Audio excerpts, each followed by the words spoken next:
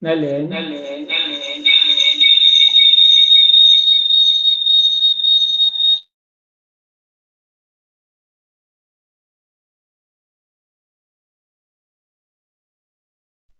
Hindi ako open sa YouTube. Bakit nagtitip?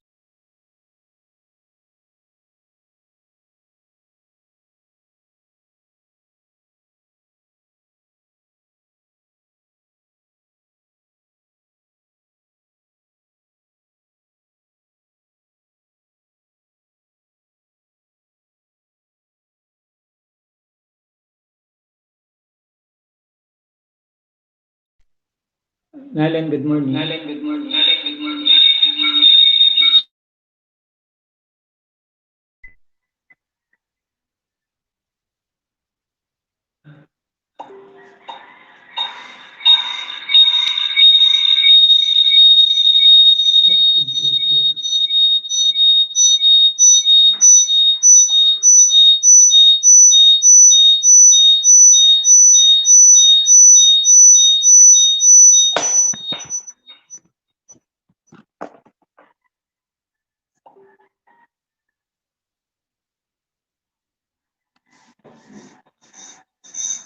Are we going to start now?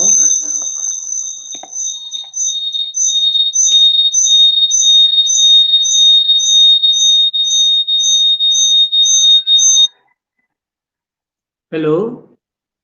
Hello? Hello? Can you hear me? Hello?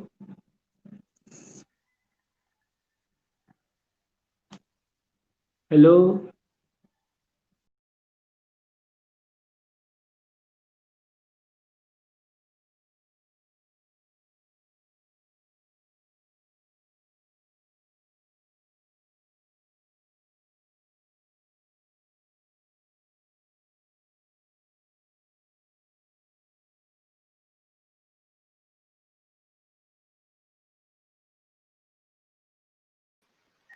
Hello, good morning. Are we on now? Hello? Okay.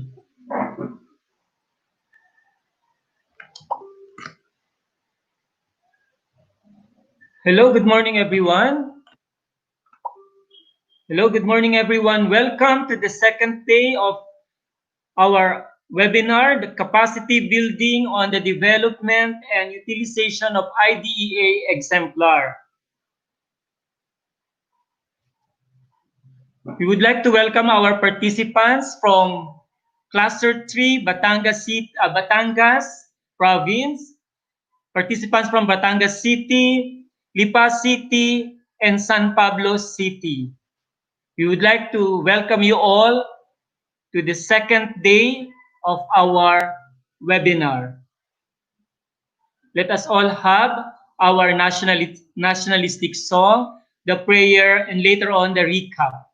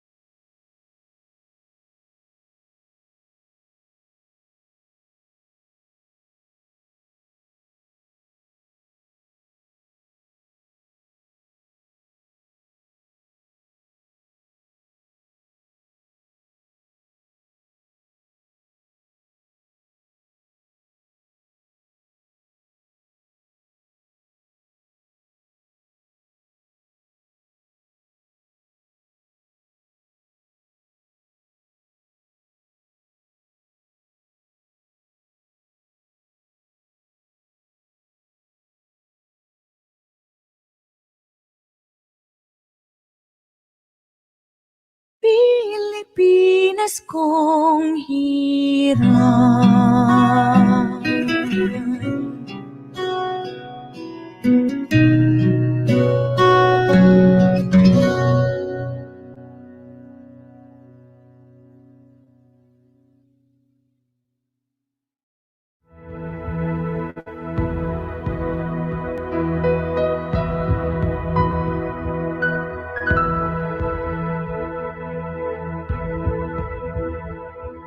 My child, you may not know me, but I know everything about you. I know when you sit down and when you rise up. I am familiar with all your ways. Even the very hairs on your head are numbered, for you were made in my image. In me you live and move and have your being, for you are my offspring. I knew you even before you were conceived. I chose you when I planned creation. You were not a mistake, for all your days are written in my book. I determined the exact time of your birth and where you would live. You are fearfully and wonderfully made. I knit you together in your mother's womb and brought you forth on the day you were born. I have been misrepresented by those who don't know me. I am not distant and angry, but am the complete expression of love. And it is my desire to lavish my love on you, simply because you are my child and I am your father. I offer you more than your earthly father ever could, for I am the perfect father. Every good gift that you receive comes from my hand, for I am your provider and I meet all your needs. My plan for your future has always been filled with hope, because I love you with an everlasting love. My thoughts toward you are countless as the sand on the seashore, and I rejoice over you with singing. I will never stop doing good to you, for you are my treasured possession. I desire to establish you with all my heart and all my soul, and I want to show you great and marvelous things. If you seek me with all your heart, you will find me. Delight in me, and I will give you the desires of your heart, for it is I who gave you those desires. I am able to do more for you than you could possibly imagine, for I am your greatest encourager. I am also the Father who comforts you in all your troubles. When you are brokenhearted, I am close to you. As a shepherd carries a lamb, I have carried you close to my heart. One day, I will wipe away every tear from your eyes, and I'll take away all the pain you have suffered on this earth. I am your Father, and I love you even as I love my Son Jesus. For in Jesus my love for you is revealed. He is the exact representation of my being. He came to demonstrate that I am for you, not against you, and to tell you that I am not counting your sins. Jesus died so that you and I could be reconciled. His death was the ultimate expression of my love for you. I gave up everything I loved that I might gain your love. If you receive the gift of my Son Jesus, you receive me, and nothing will ever separate you from my love again. Come home and I'll throw the biggest party heaven has ever seen. I have always been Father, and will always be Father. My question is, will you be my child? I am waiting for you.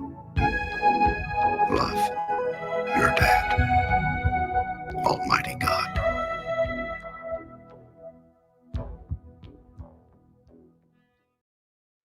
Hello, teachers and fellow educators. We just want to underscore these online protocols as we complete this training course. In attending a training online or via Google Classroom, there are rules and regulations to be observed. First, always check on your registered emails for instructions. Negligence on your part is inexcusable. Second, be on time. Joining the class late is strictly discouraged.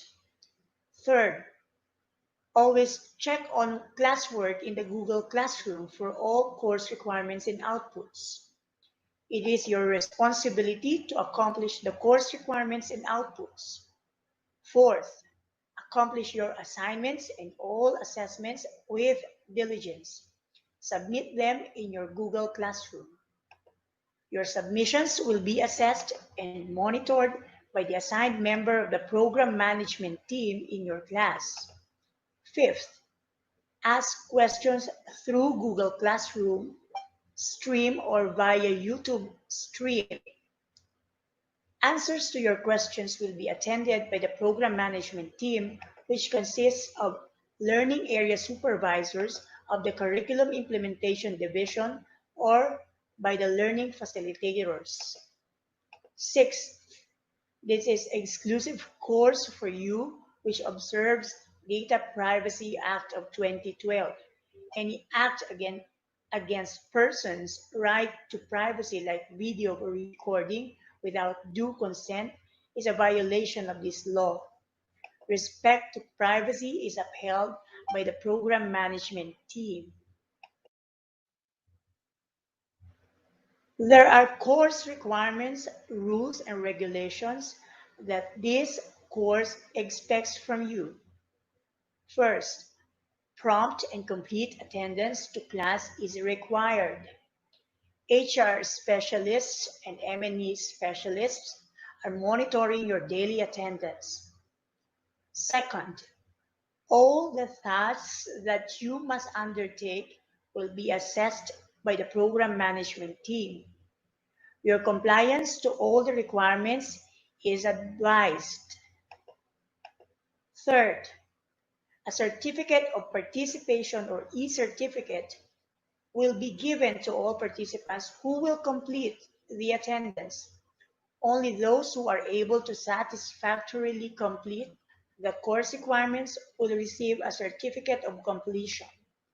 You will receive e-copy of your certificates via registered emails. Please take note that attendance is 10% and performance output is 90% for you to be able to complete 100% course requirements for this. Thank you.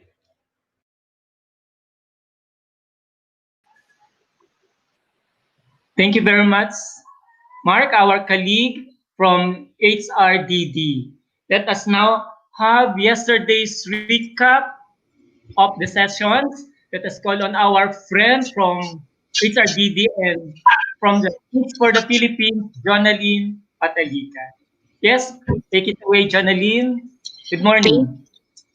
Good morning, Sir Jerome. Thank you so much. Magandang umaga po sa lahat. Nandito po ako para balik-tanaw lamang sa nangyari at natalakay natin kahapon sa unang araw ng ating training online, ng ating online training. So, the first run of our online training for Cluster 3 was attended by almost 14,000 participants out of 19,087 registered participants from the Schools Division Office of Batangas Province, Batangas City, Lipa City, and San Pablo City. So for our session 1, it's an overview of MELCs and PIVOT 4A Cube delivered by Ma'am Leslie Valenia and Sir Christian Mesfer Hernandez. So natutunan natin yung process of identifying the MELC. So mula sa K-12, naging learning competency at hanggang sa naging most essential learning competency siya.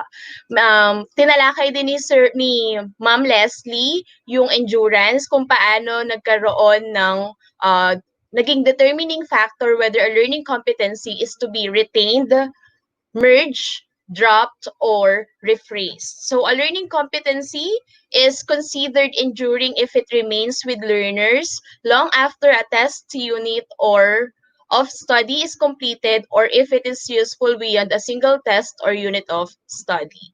And also, we need to remember that we have 5,689 most essential learning competencies, or about 60% competencies from K to 12 curriculum guide were not included in the most essential learning competencies that we have right now.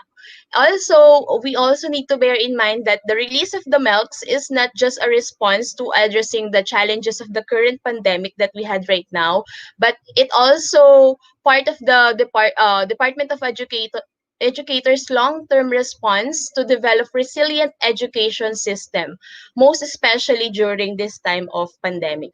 It does not downplay the standards set by the K to 12 curriculum guides. Rather, this serve as a guide to guide the teachers as they address the instructional needs of learners while ensuring that the curriculum standards are maintained and achieved.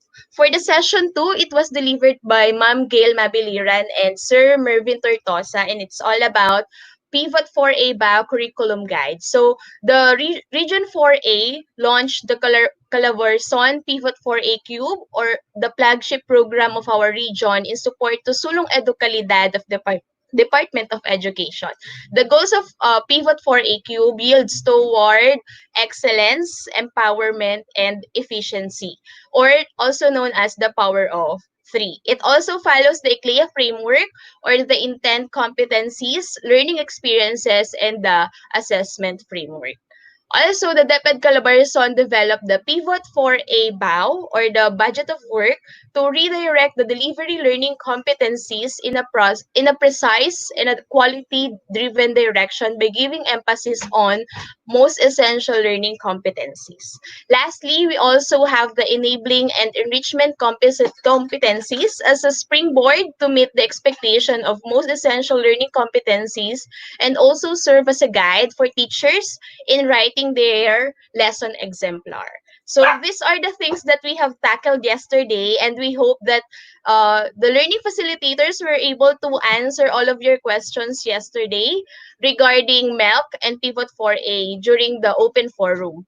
All of which will be very helpful in creating your lesson exemplar in the future. We know that you still have a lot of questions regarding the instructional process of doing your lesson exemplar, and we hope that you will get those information in today's session. So that's all for me today, and see you tomorrow. Back to you, Sir Jerome.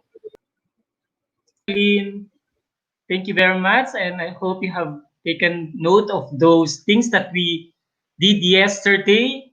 And it's a lovely day today. And once again, we welcome all the participants. Wherever you are, we may not be able to see each other here, but I know you can see us through your online streaming. Wherever you are, when I call your SDO, please just say hi and make a little wave wherever you are. For our friends from SDO Batangas, hi, hello.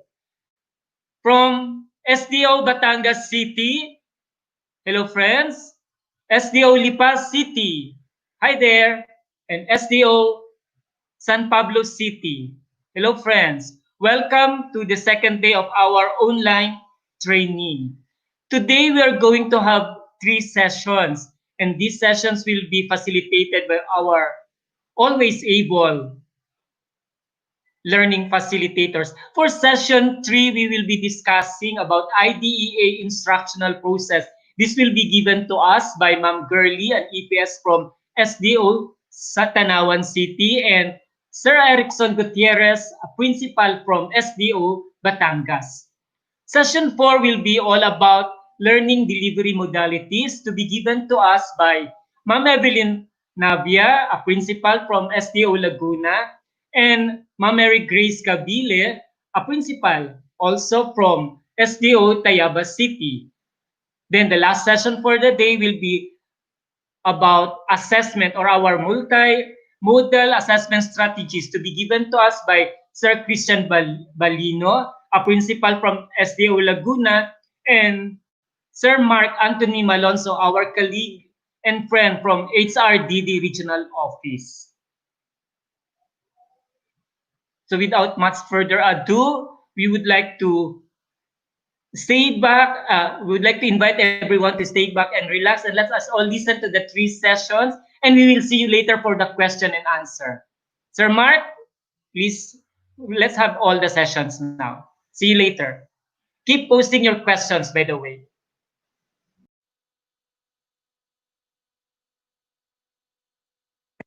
Good morning, fellow educators of DepEd Calabarzon. Good morning, Miss Girly. Good morning, Sir Eric. I am Girly C. Lopez from SDO Tanawan City. At your service, Sir Eric Gutierrez of SDO Batangas Province. We are now on the second day of our seminar, and our session for today is on the IDEA instructional process.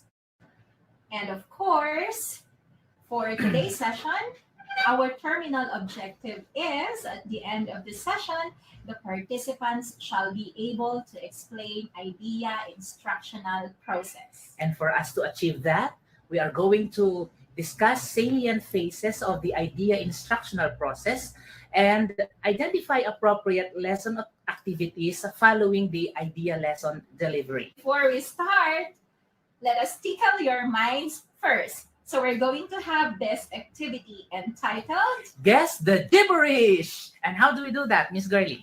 okay, so you are going to guess the right word or phrase as quickly as you can. You are only given 10 seconds, after which the right answer will be posted to show whether you got it right or wrong. All right, let's get started. What's the first word?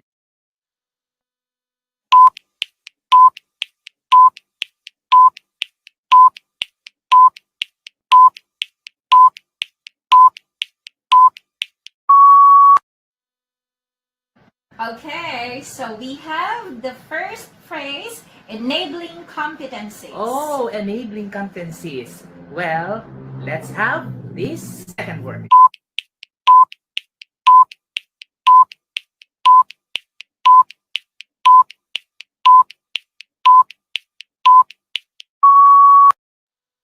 And the correct word is Assimilation. were you able to get that, dear participants? Well, don't worry if they were not able to answer the first 2 words because we still have 3 more to go. Oh, it's kind of ang hirap. So let's now have the third word or third phrase.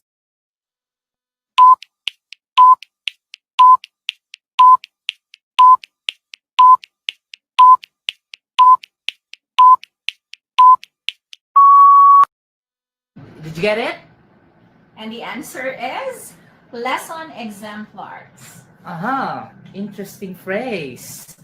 Now, how many words do we have? More? We still have 2 more. 2 more. Yes. All right. And the fourth Mhm. phrase is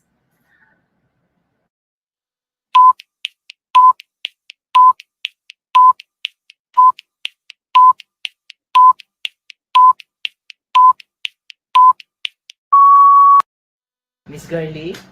okay, so we have desired learning outcomes. Desired learning outcomes. Let's have the last phrase.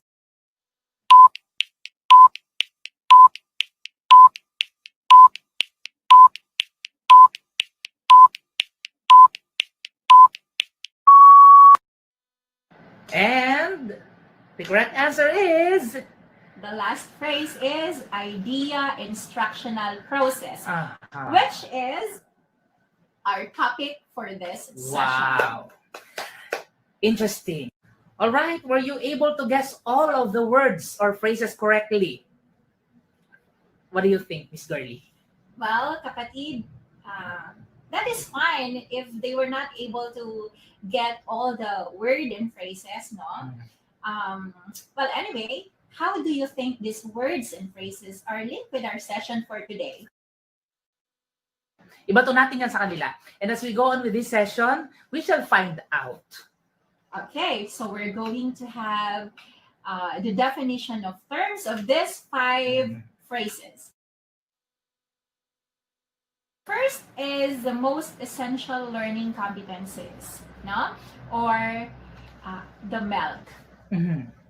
So it's not milk. No, it's not milk, it's milk. So, milk is the most important learning competencies in each learning area and grade level needed by each learner to learn, understand, use, and apply in an environment or situation of varying context. So it means hindi lahat kailangan mong ituro. Yun eh. Di ba, Miss Girlie? Kasi di ba, before, we have around 10,000 learning competencies. That's right. And imagine 10,000. Ano bang nagiging dilemma natin sa field? Di ba, hindi na ituturo lahat kasi napakadami. Mm-mm. And with the pandemic that we have right now, so we have to choose the most essential. That's why we came up with the MELCs. All right. So we say it essential because they are aligned with the national state or local state and the state that we are in. Now, let's have the second term, which is learning competency. Learning competency refers to specific skill performed at varying degrees of independence. It has different degrees of difficulty and performance levels. Actually, this is the ability to perform activities according to the standards expected by drawing one's knowledge, skills, and attitude. O, di ba? That's from Deped Order number 21, series of 2019. And of course, kapatid, if we have learning competencies, we also have enabling competencies. So what are these? These are the prerequisite skills, knowledge, and values needed by learners in learning or understanding the target competencies. Mhm. So kailangan talaga natin ng mga enabling competencies. Just like for this session, we have terminal objectives. And how are we going to achieve the terminal objectives? So we have the enabling objectives. And to enable us achieve all of those, we will be needing learning resources. So when we speak of learning resources, we speak of any print, non-print, or offline, even online materials designed to the context of the K-12 basic education curriculum. Basically, these are used by learners as their materials in meeting the curriculum standards or expectations. Okay. Sample niyan, Miss Girlie, di ba? Meron tayong Deped Commons. We can already say that we can access the resources, be it online or offline. And in addition to that, no, kapatid, we also have the LRMDS portal. Napakadami doon kung saan pwede nilang i-open yon at kumuha sila ng mga learning resource materials. Correct. Okay, and now that we have defined the 5 terms, I believe we are now ready to discuss with them the 4 phases of the IDEA or IDEA. So let's have the I phase or the introduction phase. In this particular phase, the teacher utilizes appropriate strategies in presenting the learning competency and the desired learning outcomes of the day. They are expected to expound on various experiences and core knowledge of the learners, purpose of the lesson, core content, and relevant samples. Yes, no? Teacher also expounds on previous experiences, just like what you said, and core knowledge of the learners, the purpose of the lesson, the core content, and relevant samples. We are going to discuss in details this I phase later. All right. So, meaning it also allows teachers to maximize learners' awareness of their knowledge as regards the content and skills required for the session. Here, the teacher presents activities, tasks, and contents of value and interest to the learners. Most of these activities and tasks must simply and directly revolve around the concepts to develop and master the skills or the competence. So we're done with the second phase or the D phase, development. Let's now move on to the third phase, which is E or engagement. Dito papasok yung mga classroom activities. The teacher allows the learners to be engaged in various tasks and opportunities in building their knowledge, skills, attitudes, and values to meaningfully connect their learning. In addition to that, the teacher also engages and expose all learners to real-life situations that will ignite their interests to meet the expectations, make their performance satisfactory, or produce a product or performance. That's right. And how will the teachers or the teacher know if the learners were able to learn? So we can determine that through the A phase or the last phase, which is in this phase, the teacher brings the learners to a process where they demonstrate their ideas, interpretations, mindset, or values, and create pieces of information that will form part of their knowledge in reflecting, relating, or using it effectively in any situation or context. That's right. Na? So here also, it requires teachers to encourage learners in creating conceptual structures, giving them the avenue to integrate new and old learning. So dito papasok yung creativity ng ating mga estudyante. That's right. We've already defined idea instructional process with I as introduction, D as development, E as engagement, and A for assimilation. Kaya lang kapatid, idea instructional process is something that is very, very new to our fellow teachers. Paano ba gawin ang lesson exemplar using this model?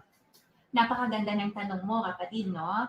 So I believe this is the right time for us to elaborate more on the idea process. So we will be discussing the parts of Pivot 4A lesson exemplar. Ready ka na ba? Yes, of course. So let's begin with the I phase or the introduction.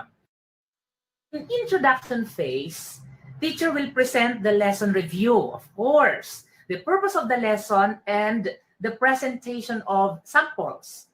It shows the correct knowledge that each learner should learn based from the learning competencies and the most important thing, the key message. Yes. So, ang mga kasama nating guro, alam na to dahil matagal na silang gumagawa ng daily lesson log or daily lesson plan. So here in the introduction, this part establishes the purpose of the lesson. Ano ba yung intent natin? No? Ano yung goal natin? Bakit tayo nagtuturo? Well, here, we present the objectives. Diba? Sanay naman tayo kapag nagtuturo tayo, it's very important that we present our learning goal. No? And then, of course, readiness check. Expectation setting, getting to know the topic or the core knowledge. Ano-ano ba yung mga ito? Diba? Sa readiness check, tinitingnan natin, ready na ba ang mga bata para maintindihan itong ipapakita nating lesson. So dito sa introduction part, pumapasok yung ating mga diagnostic test, yung ating pre-test. No? Here also, we do the motivation. So, hindi siya nalalayo doon sa dati nating ginagawa. And what's important there, kapatid na girly, is that the teacher should be able to connect the prior knowledge of the learners with the present topic that she is presenting, right? All right. So, for the teacher to be able to do that, kailangan makonsider niya itong mga guide questions na ito in preparing for the first question that should come first on their mind is, what are the things that I would like to achieve after teaching this lesson topic or this core knowledge. Kapag naisip ko na kung ano ba talaga ang gusto ma-achieve ng aking learners, here comes the second question. Tatanungin ko ulit ang sarili ko, are my learners ready to learn this topic or core knowledge? Kailangan pa ba nila ng maraming review? Kailangan pa ba nila ng drill para lang ma-connect yung learning na ito dun sa past na alam na nila? Okay? Exactly, no? So, ituloy lang natin yung mga guide questions na kailangan nilang malaman for them to be able to understand ano ba talaga yung mga kailangan sa introduction. So, another question is, how can I prepare them learning this topic or core knowledge? So, nabanggit mo na kanina, kailangan talaga natin i-connect. So, paano natin kino-connect? Dito tayo nagre-review, no? Another question, what are their expectations from this topic or lesson? Kailangan malaman natin yan, no? Yung expectations ng mga bata. Para mas ma-prepare din sila doon sa topic na ating ituturo. And then, how can I bridge the things that they already know and have to know? Kaya, napakahalaga na nalalaman natin yung ating diagnostic test, yung ating mga pre-test, doon natin malalaman ready na ba talaga ang mga bata for another lesson or marami pa tayong preparations na dapat gawin. Well, thank you, Miss Gurley. So that's for the I phase. So there are lots of questions that have to be considered by the teacher. Now, let's move on. Dun man tayo sa development phase or the D phase. This refers to the concepts and skills that each learner should master. Dito pumapasok yung discussion part, the discussion and mastery development of the lesson introduced. What else? What do we still need in the development? Okay, kapag kasi na-introduce na natin yung ating lesson, no, we have to give them tasks or activities para mas malaman natin kung naintindihan nila yung discussion. So sa development part, hindi ibig sabihin na purely discussion lang. Even in this phase of the lesson, the teachers can already give activities, no? And then on this part also, dito papasok yung delivery model. Pag sinabi nating delivery model, paano ba natin ituturo ito sa bata? Especially, di ba, we have this pandemic. We have several learning modalities. No, we have face-to-face, which is parang impossible pa right now. We also have homeschooling. We have modular. Meron tayong mga online, Blended. offline, blended. No, so dito pumapasok yun. Okay. So, linawin natin, kapatid. In the development phase, di ba sinabi natin, this is already the part for discussion for the development. Kapatid, now on delivery model, implementation of pedagogies and or approaches to teaching and learning. Dahil kanina nabanggit mo na ang idea ay bagong-bago, fresh na fresh, no? Applicable ito sa kahit na anong learning modality. Kasi baka mamaya, uunahan ko na ang tanong ninyo na itong ating pinag-uusapan ay good for face-to-face learning modality only. No. Pwede ito sa online, pwede ito sa modular, pwede sa blended. No? At of course, in planning for your lesson, we have to consider these approaches or teaching strategies. No, we have the 2C, 2I, 1R as mandated by RA 10533 and RM 11 series of 2015. So ano-ano ba ito? So we have collaborative, we have constructivist, we also have integrative, inquiry-based, reflective, and I would like to add also the explicit teaching. Alin man dito ang gamitin ninyo, syempre, pipiliin ninyo yung most appropriate kasi mas kilala ninyo yung inyong estudyante. Alright? And with that, we are going to be guided by the following questions. In doing so we have to think of these questions. How do I want my learners learn the topic or master this key message?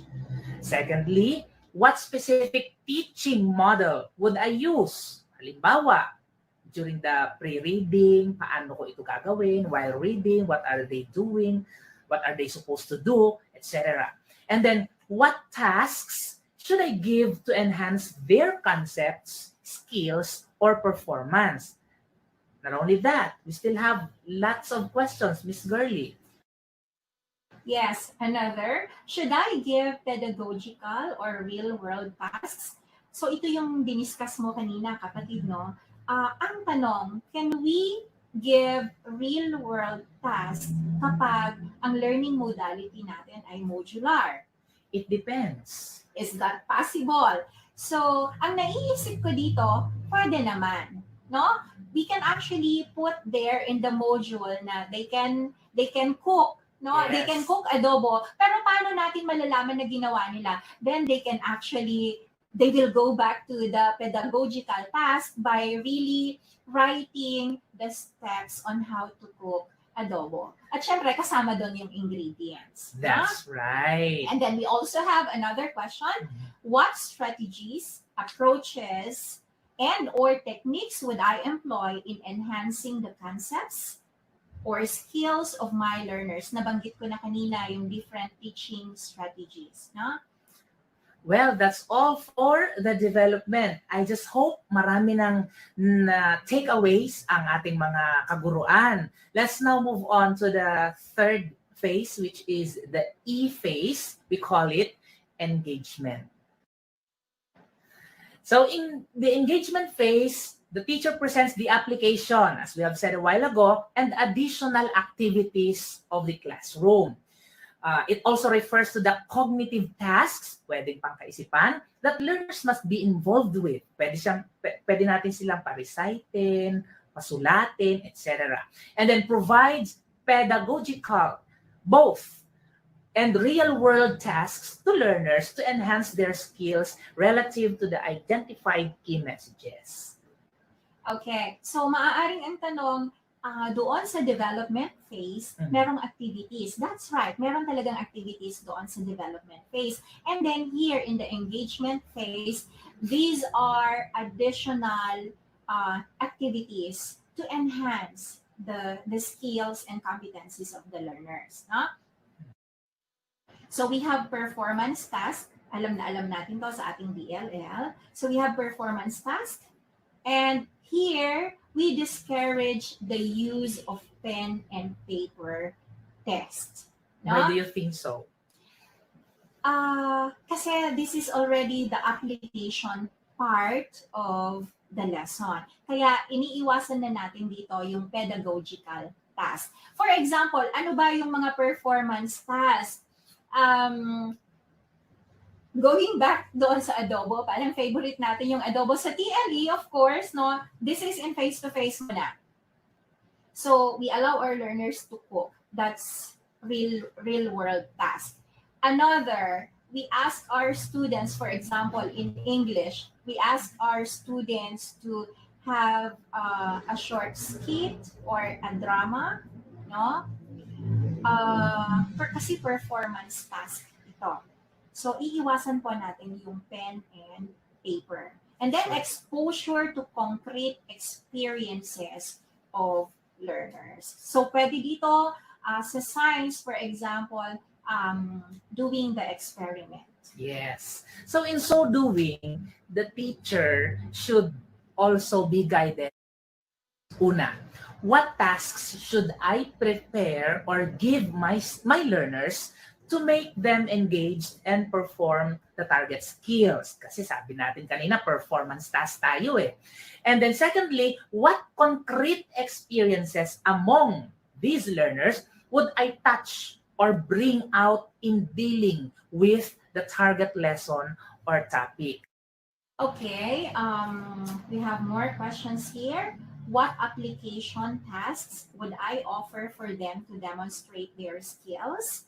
What additional activities would I offer to further enhance their skills?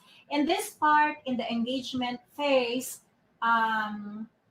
hindi natin kailangan i-limit yung ating activities. No? Hindi natin kailangan i-limit yung activities natin like isa lang or dalawa lang. Kasi we really have to enhance the skills. Here, dito na yung mastery eh. Yung mastery ng skills ng bata. And I would like also to remind everyone, because we're talking about activities, always remember that we have to go back to our intent. No? Baka kasi yung ating activities na piniprepare for the learners are no longer congruent to our learning objectives. Huwag po nating kalilimutan yan. Kung ano yung ating objectives, yung ating enabling objectives, dapat naka-angkla yun or naka-congruent siya doon sa ating mga activities. Actually, kapatid, magagaling naman ang ating mga guro eh. Alam na alam yan ng mga kaguruan that if they still feel that their students still need more of the activities, then gawa lang sila ng gawa, bigay lang sila ng bigay. That is because that they are already on the engagement part wherein kailangan matest nila kung talagang balanse yung konseptong natutunan ng bata kung pedagogical at real world. Diba? So that's all for the engagement phase. Let's now move on to the last phase, which is assimilation phase or A. In assimilation, the teacher presents the generalization, abstraction, and evaluation of the lesson. It also refers to understanding of the target key message, skills, or competency. So dito, tinitingnan natin, natutunan kaya ng bata yung konseptong gusto kong maibahagi sa kanya? How would I know it? Diba? Paano kaya yan gagawin ngayon ng guro? Again, siguro para mas maintindihan nilang mabuti, no, kapatid. Ako binabalik-balikan ko kasi yung DLL. Sa DLL natin, meron tayong application and meron din tayong evaluation, no? Ibang part yung application, iba rin yung evaluation. For the idea, yung ating application, nakikita natin yan on the engagement part. And the evaluation part is on the assimilation. Assimilation refers to deepened understanding of competencies as may be established and absorbed by learners, making such skills part of their daily lives and system and habits of mind. So dito, nandyan yung generalization, metacognitive analysis, and reflection. Natatandaan lang natin kapatid, sa assimilation phase, andito yung exchange of ideas between and among learners, personal or peer evaluation of learning, at reflection based on personal or immediate environment. And of course, development of new skills. We also have social emotional learning, reflection on core values, which is very important, habits of mind or practice, or what we call the life skills. Oo. At kagaya ng mga naunang phases, guided din sila ng mga questions kagaya nito. Iisipin ng teacher, how can I make my learners share among themselves their strategies or experiences in learning this particular topic or lesson? Other than that, pwede ding itanong ng teacher sa kanyang sarili, what personal reflection does my learners and I have about the topic or this particular key message?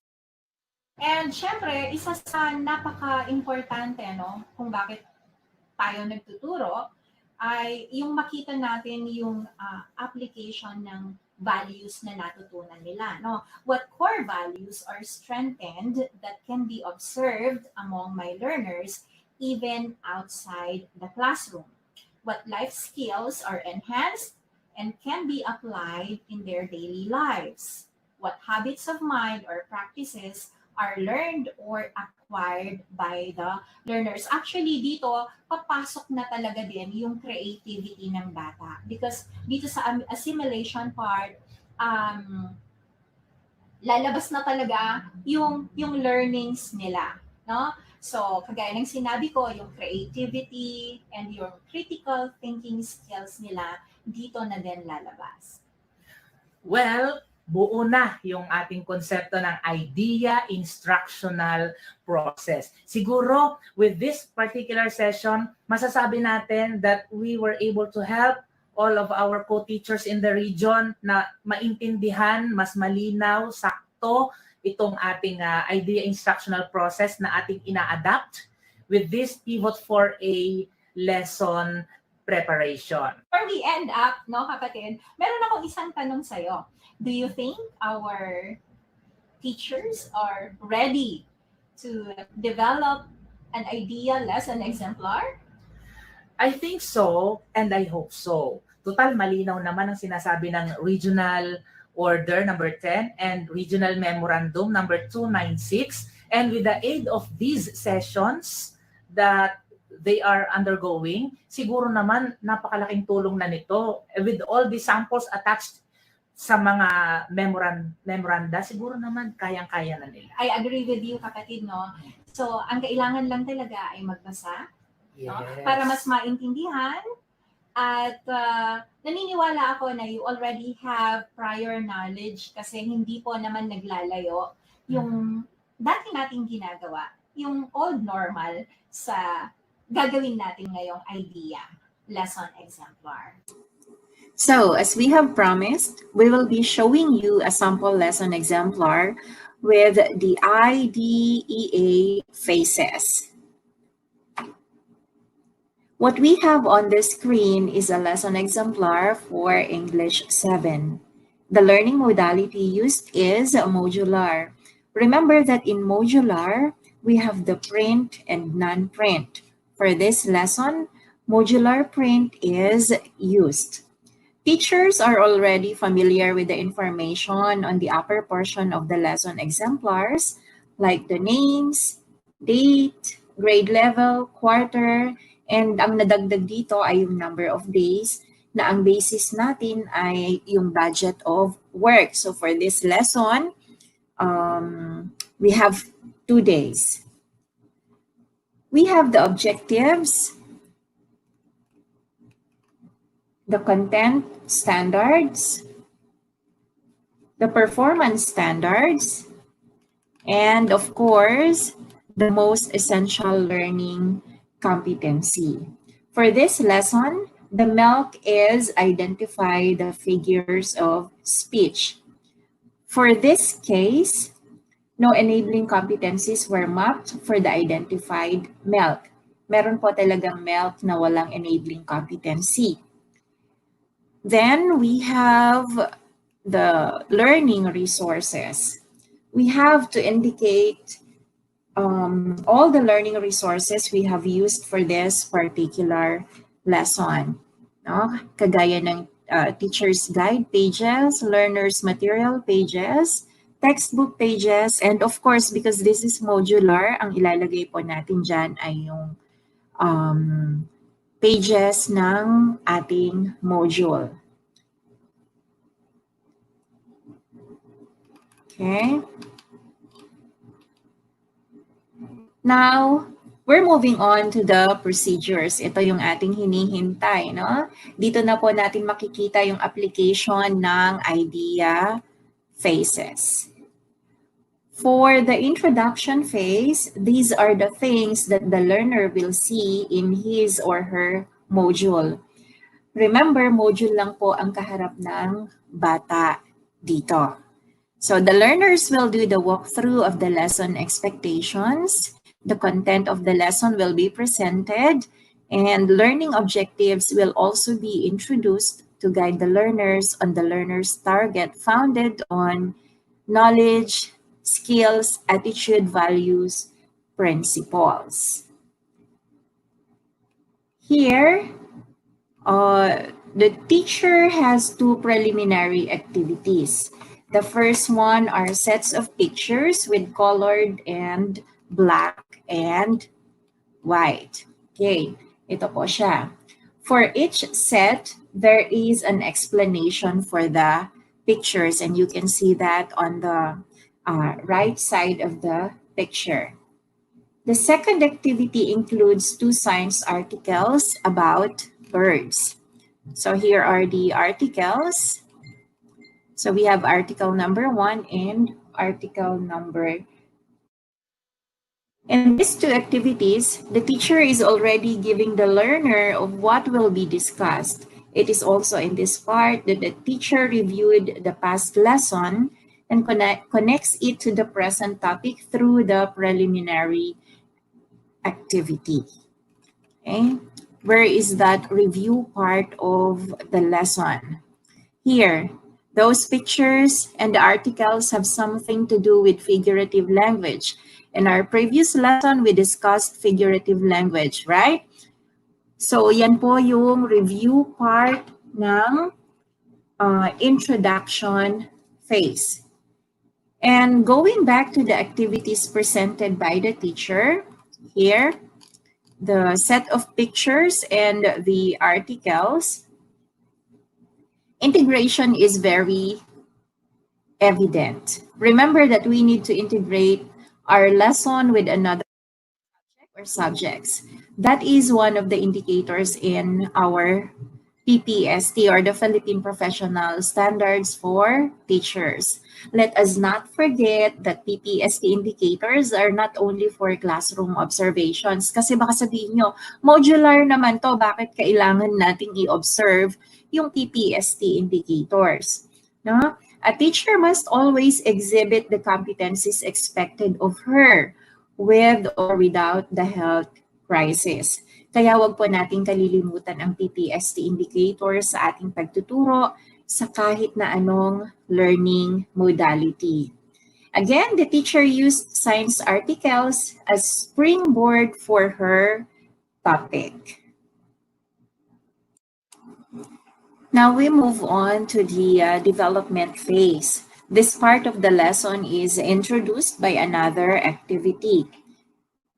So you see there, this activity links the learner's knowledge, skills, attitude, values revolving in the context of the milk. So how did the teacher do that? She used the poem by Jose Palma. Andito po. Yan.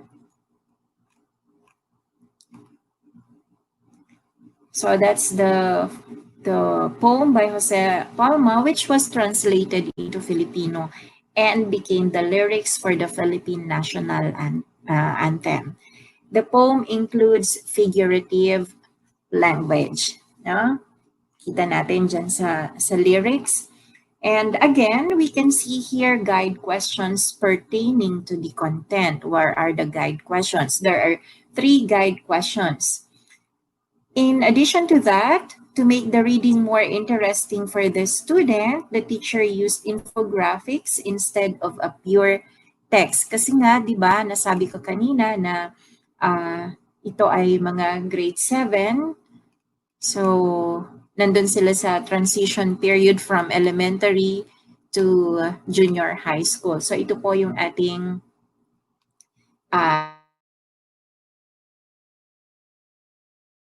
strategies. Teacher is already discussing her content, and she provided guided practice for this. So where are the guided practice? Yan. Okay. So after presenting the poem by Jose Palma, the teacher discusses here the figures of speech, the simile, the metaphor, and the personification. And after that, meron tayong guided practice dito. Okay, eto, task number 4. Guess the figure of speech being conveyed in the group of pictures. Then identify whether it is a simile, metaphor, or personification. Siyempre, para hindi mahirapan sa pagsagot ang bata, kailangan nating bigyan ng example. Kaya po dyan, before the activity, merong ibinigay na sample si teacher. Merong pictures and then nandyan yung sagot. He is as cold as ice. That is simile. Again, there is an integration in Araling Panlipunan here. That's very obvious, no?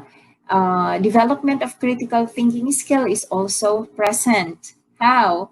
Notice that from the introduction phase to the development, the teacher provided guide questions, encouraged students to analyze. So before introducing the poem of Jose Palma, meron siyang ibinigay na guide questions. And hindi ito simpleng yes or no questions. It entails comprehension before the student could answer the questions. Sige, balikan nga po natin yung guide questions na kanyang binigay. Is it a yes or no question?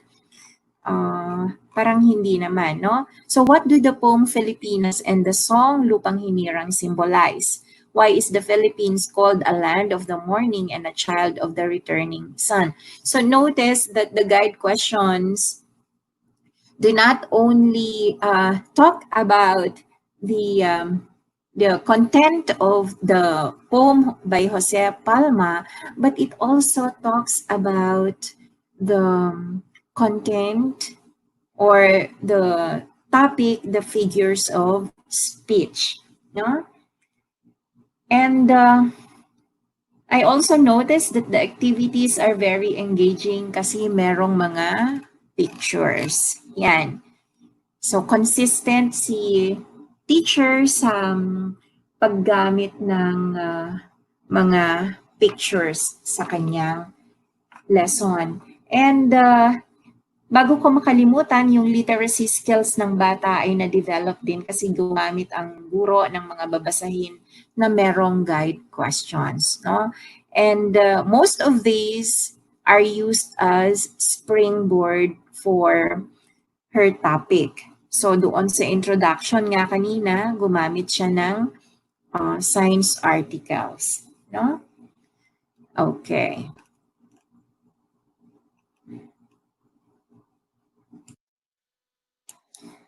For the engagement phase, the activities here will deepen learners' understanding and help them apply what they have learned in the development phase.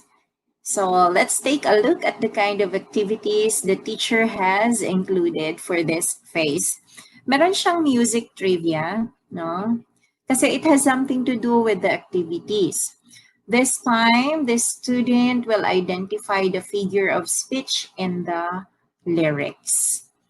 And I also find this very interesting. Nai-imagine ko ang bata na kinakanta niya ang lyrics ng mga songs. No?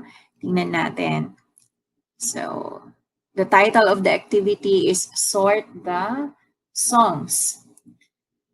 So, how many engaging activities do we have on this part? So, let's have one. So there are 6 songs, and then we have another metaphor and simile, and then pick me up, and finish the metaphor and simile. So there are 4 engaging activities for this phase. So from introduction to engagement, there are a total of 9 activities. I believe these are enough for the learners to master the content. Okay. And so we move to the last phase, which is the assimilation. What should we have here? This part should bring the learners to a process where they shall demonstrate ideas, interpretation, mindset, or values, and create pieces of information that will form part of their knowledge in reflecting, relating, or using it effectively in any situation or context. So we have here activity number 10. So this one brings out the creativity in the learner. How? No? Bakit natin sinabi na lalabas yung creativity? Kasi look at the instruction here, no? draft your poem and image on the t-shirt template. So, magki-create or magko-construct, magko-compose ng poem ang bata, no? And the image, no, that not just poem, but an image as well. Sabi dito, the image will be placed on the front and the 4-line poem will be on the back. Your image should capture the essence of your poem. So with all the activities, this time, the student will be able to construct sentence or construct poem using figurative language, no? Especially the simile, the metaphor, and the personification. And of course, the last part is the reflection part. This part is not only for the learners, but for the teachers as well, no? So for the learner, ito ang ating ipagagawa. How can figure of speech make writing more interesting? So sasagutan niya itong 2 questions. How can we apply figures of speech in our life? But of course, as I have mentioned, the reflection part of the lesson exemplar is not only for the learners, but also for the teacher. Because teachers also need to reflect about the strategies used, no? Were they effective? Or were the activities enough for students to master the lesson and acquire the competency? Diba? Kung natatandaan niyo po dun sa DLL natin, merong part doon ng reflection. At teacher talaga ang nagsusulat. Huh? All right, so I hope we were able to help you better understand the IDEA instructional process. And again, let me remind you to observe the PPST indicators in the teaching learning process. Okay? Before we end it up, let us take this quotation from Michelle Obama. You may not always have a comfortable life, and you will not always be able to solve all of the world's problems at once. But don't ever underestimate the importance you can have, because history has shown us that courage can be contagious and hope can take on a life of its own. Thank you very much. Thank you very much. This is Erickson Gutierrez of SDO Batangas. And Burley C. Lopez from SDO Tanawan City.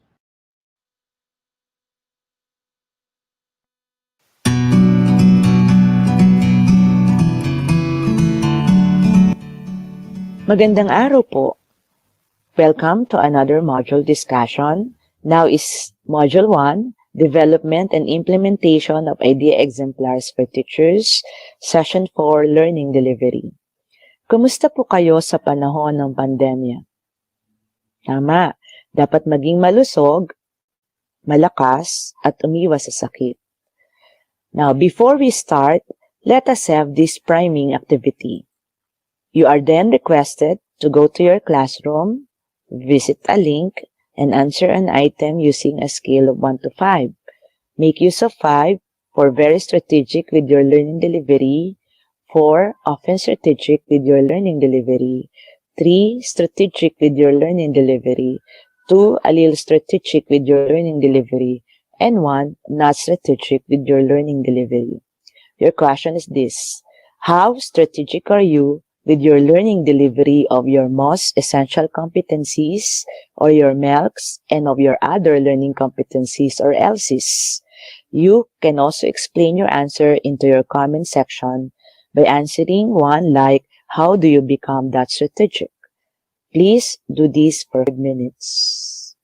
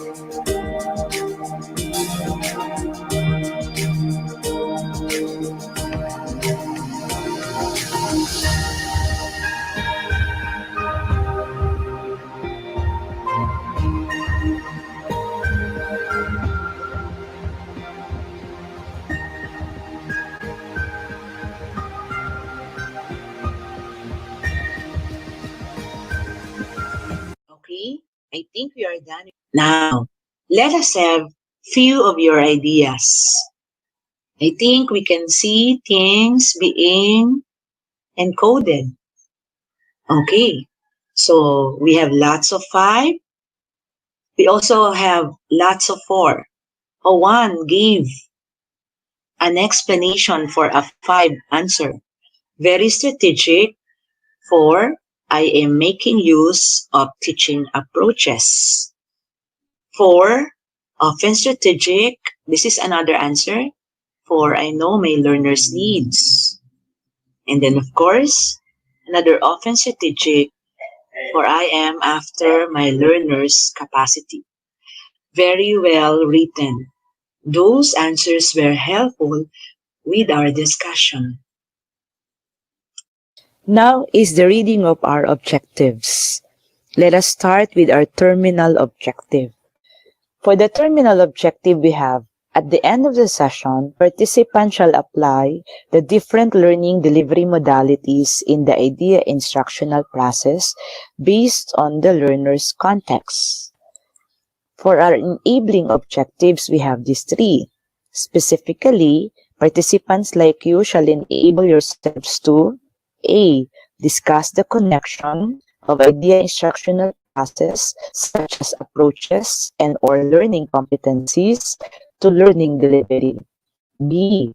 Explain the different learning delivery modalities. And C. Develop an IDEA lesson exemplar applying any of the different learning delivery mode based on the learner's context. Let us proceed with an activity. You will read a crafted material and will make use of worksheet 1. First is to refer to your classroom and have another link there for you to get that worksheet 1. Then, with that worksheet 1, you will be naming teaching learning approach or approaches and learning delivery option or options being suggested by the material, which you can possibly use when you make your own IDEA exemplar. Do you have your questions? Okay. Now, is your crafted material. Read this material very carefully before you proceed to your worksheet 1 or your link. We have stages 2, activity, and 3, result. Let us read items given. The first is convenient active practice location, nearby or online using social networks. 2.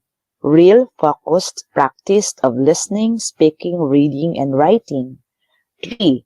Use language just learned in shops, galleries, markets, museums, train stations, and by talking to people face-to-face or online.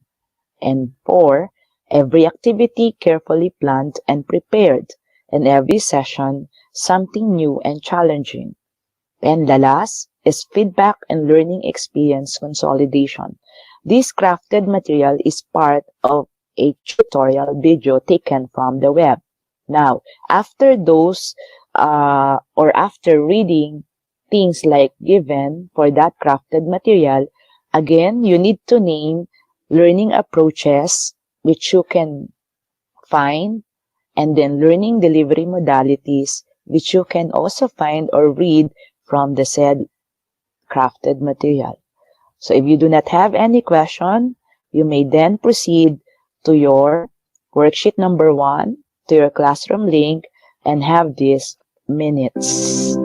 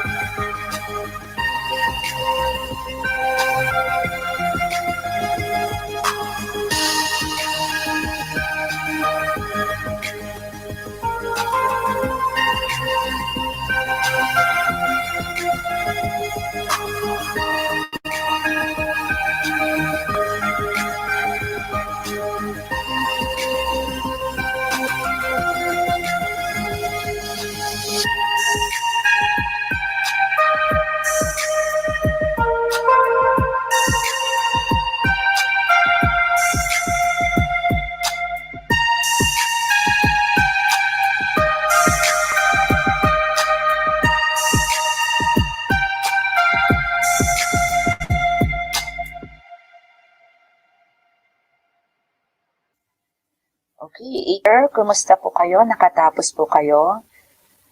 We can actually see several answers being flashed.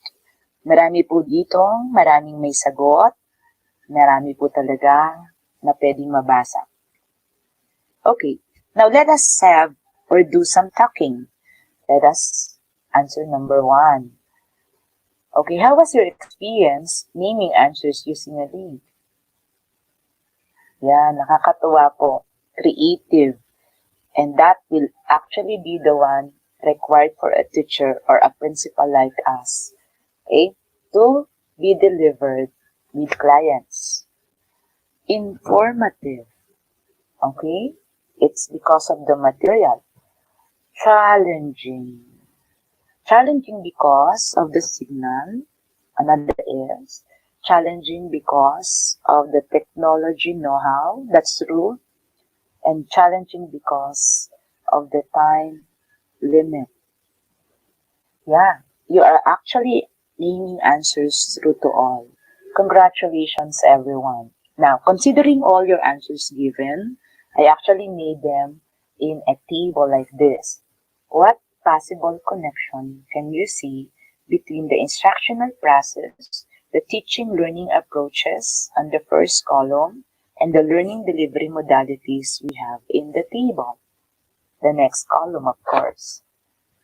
Can we have some answers?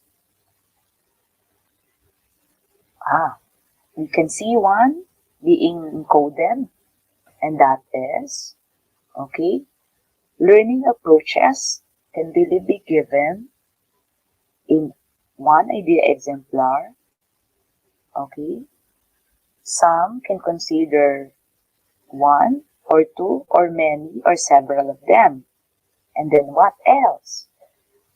Okay, she said that learning delivery modalities can also be of several in one idea exemplar, and they are very much connected to learning approaches. Yeah, that's true.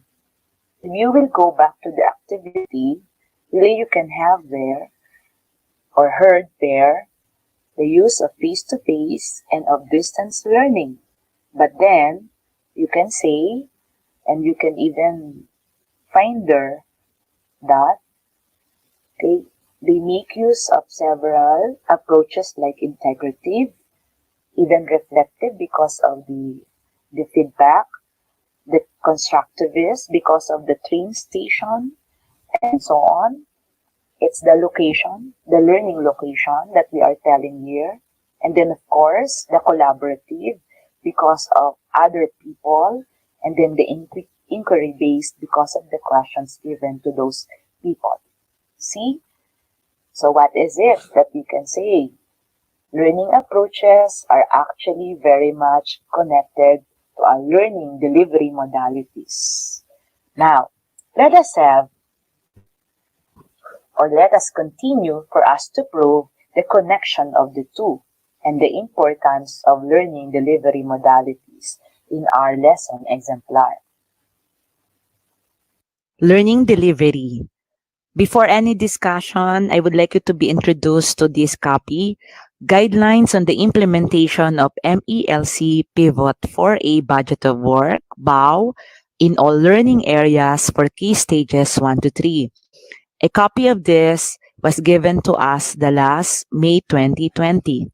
And it is stated there, Regional Memorandum Numbers 11, Series of 2015, and 233, Series of 2016, enjoined that teachers should be constructivists, inquiry-based, reflective, collaborative, and integrative in dealing with the teaching learning process as mandated by Republic Act 10533.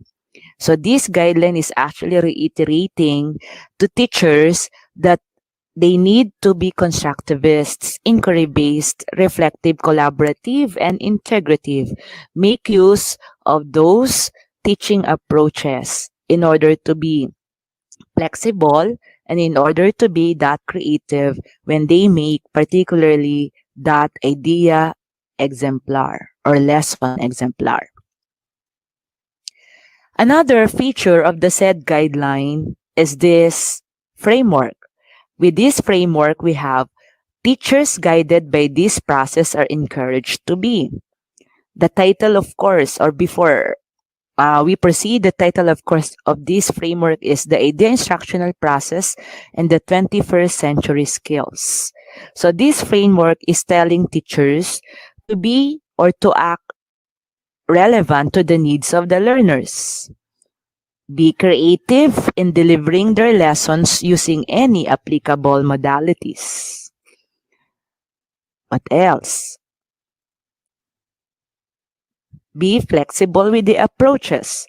As you can see, you have the following C's, and you have your other C's. and be responsive, of course. Okay, so kung papansinin po natin, or if we will really be after this framework, makikita na po natin yung requirement, the importance, and then the connection of the two. The teaching learning approaches we are required to have every time we make our idea exemplars or lesson exemplars ready. And then, of course, the teaching modalities, the learning delivery modalities that we are discussing or we are supposed to elaborate later. Okay, so meron po ba kayong tanong? Marami pa po actually yung framework dito sa given guidelines na ito. So this is just one of the frameworks that we need to encounter. Okay, so let us proceed and have our next slide. In this period of pandemic, the following delivery options shall be applied in teaching and meeting these MELCs and LCs. We have actually the three general learning delivery options that we have are face-to-face, distance learning, and blended learning. This discussion will only be naming face-to-face. Distance learning and blended learning will of course be elaborated by your next speaker. For distance learning, we can have or specific details like online distance learning or ODL, then modular distance learning or MDL, television radio-based instruction or TBRBI, and same with blended learning, we have the following: F2F and ODL, F2F and MDL, F2F and TBRBI, and F2F and combination of ODL, MDL, and TBRBI. Masanay po tayo doon sa mga acronyms like ODL, MDL, TBRBI, F2F, and the like. Kasi talagang dito po ay maririnig nyo ang marami sa acronyms sa discussion. Okay? So sana po naintindihan nyo na agad yung magiging takbo ng discussion natin. Okay? For you, have this slide. Okay. Again, before we elaborate face-to-face discussion or topic, let us have an overview of all of these learning delivery modalities, making use of the following tables. So kung papansinin nyo po, okay, we have in the first column, okay, we have, okay, the learning delivery modalities such as one is face-to-face. So for this slide, we have your face-to-face. And then next column is subcategories column. For face-to-face, we have our physical classes. And then for the next column is your organization of classes. Face-to-face is naming 21 desks and chairs and or 18 tablet armchairs. And when it comes to learners clustering, face-to-face requires learners that are clustered by location. And then, of course, learning resources with face-to-face are our learning modules and our textbooks. Okay, naiintindihan po ang sa face-to-face. So, kailangan po talaga, pag sinabing face-to-face, meron tayong physical appearance. And we need to have those school properties and equipment. So, nandyan ng mga chairs, nandyan ng mga learning modules and textbooks. Okay, when it comes to learners that are clustered by location, mamaya makikita nyo po yung ganda niya as we have distance learning and then, of course, blended learning. We will be explaining further. Okay, letter B is distance learning. Distance learning has the following subcategories: online DL, modular DL, of course you can be digital or printed, TV, video, SLM based, TV, video, MELCs aligned, radio-based instruction, text or textbook, learning modules, MELCs aligned, and then blended distance learning. So maraming subcategories ang distance learning. For the organization of classes, we have DepEd standards. So nandyan po yung 1:25 to 30 for kinder, 1:30 to 35 for grades 1 to 3, 1:40 to 45 for grades 4 to 6, and 1:40 to 45 also for grades 7 to 10. 1:40 for the senior high school. Now, we need to follow such organization of classes kasi talaga pong nakalagay yan sa ating DepEd order. Learners are clustered by location. Ayan. So, explain ko ang learners cluster, ang beauty, ang ganda ng learners that are clustered by location after blended learning. Ano po? Okay. Next, to distance learning is this learning resources column. So we have for distance learning, the use of learning modules, online, SLM, online activity sheets.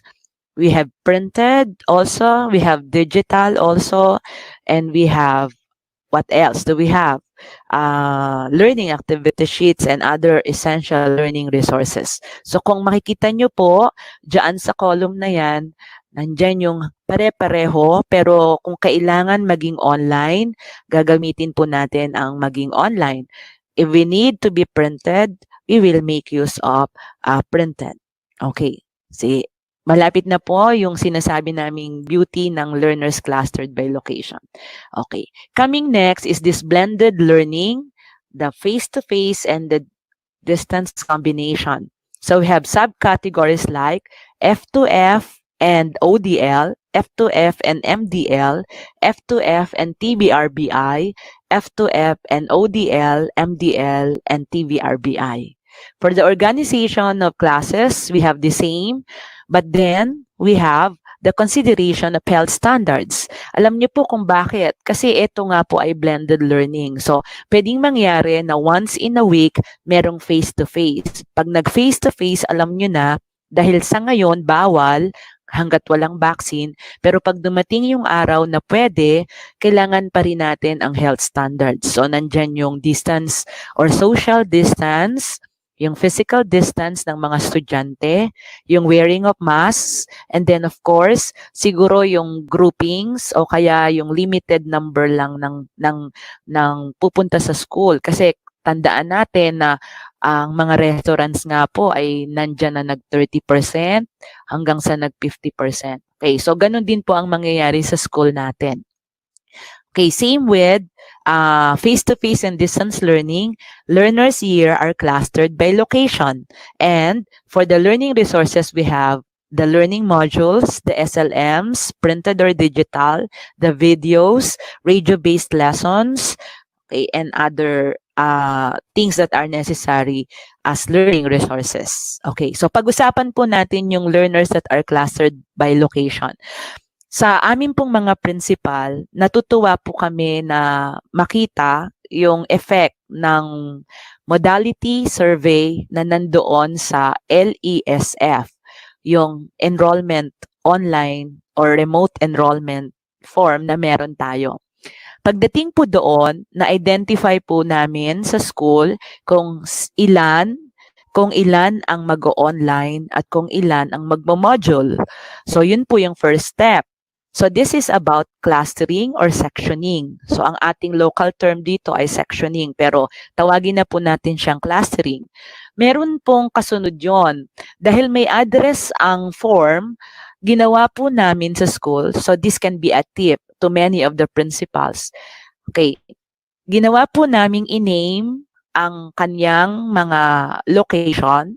So kung sino yung mga taga-barangay na ganito at mga malalapit na barangay na ganito. Nung ma-name po namin siya, gumawa po kami ng groupings by 40s. So nagkaroon po kami ng idea na ito na yung pwedeng isang section. So sa isang section na yon, sa isang section po na yon, for instance, online siya, ang gagawin pong exemplar doon, tanging online. Pero dahil dalawang sections in a level, for example, ang isang section modular, ang gagawin pong lesson exemplar doon, modular.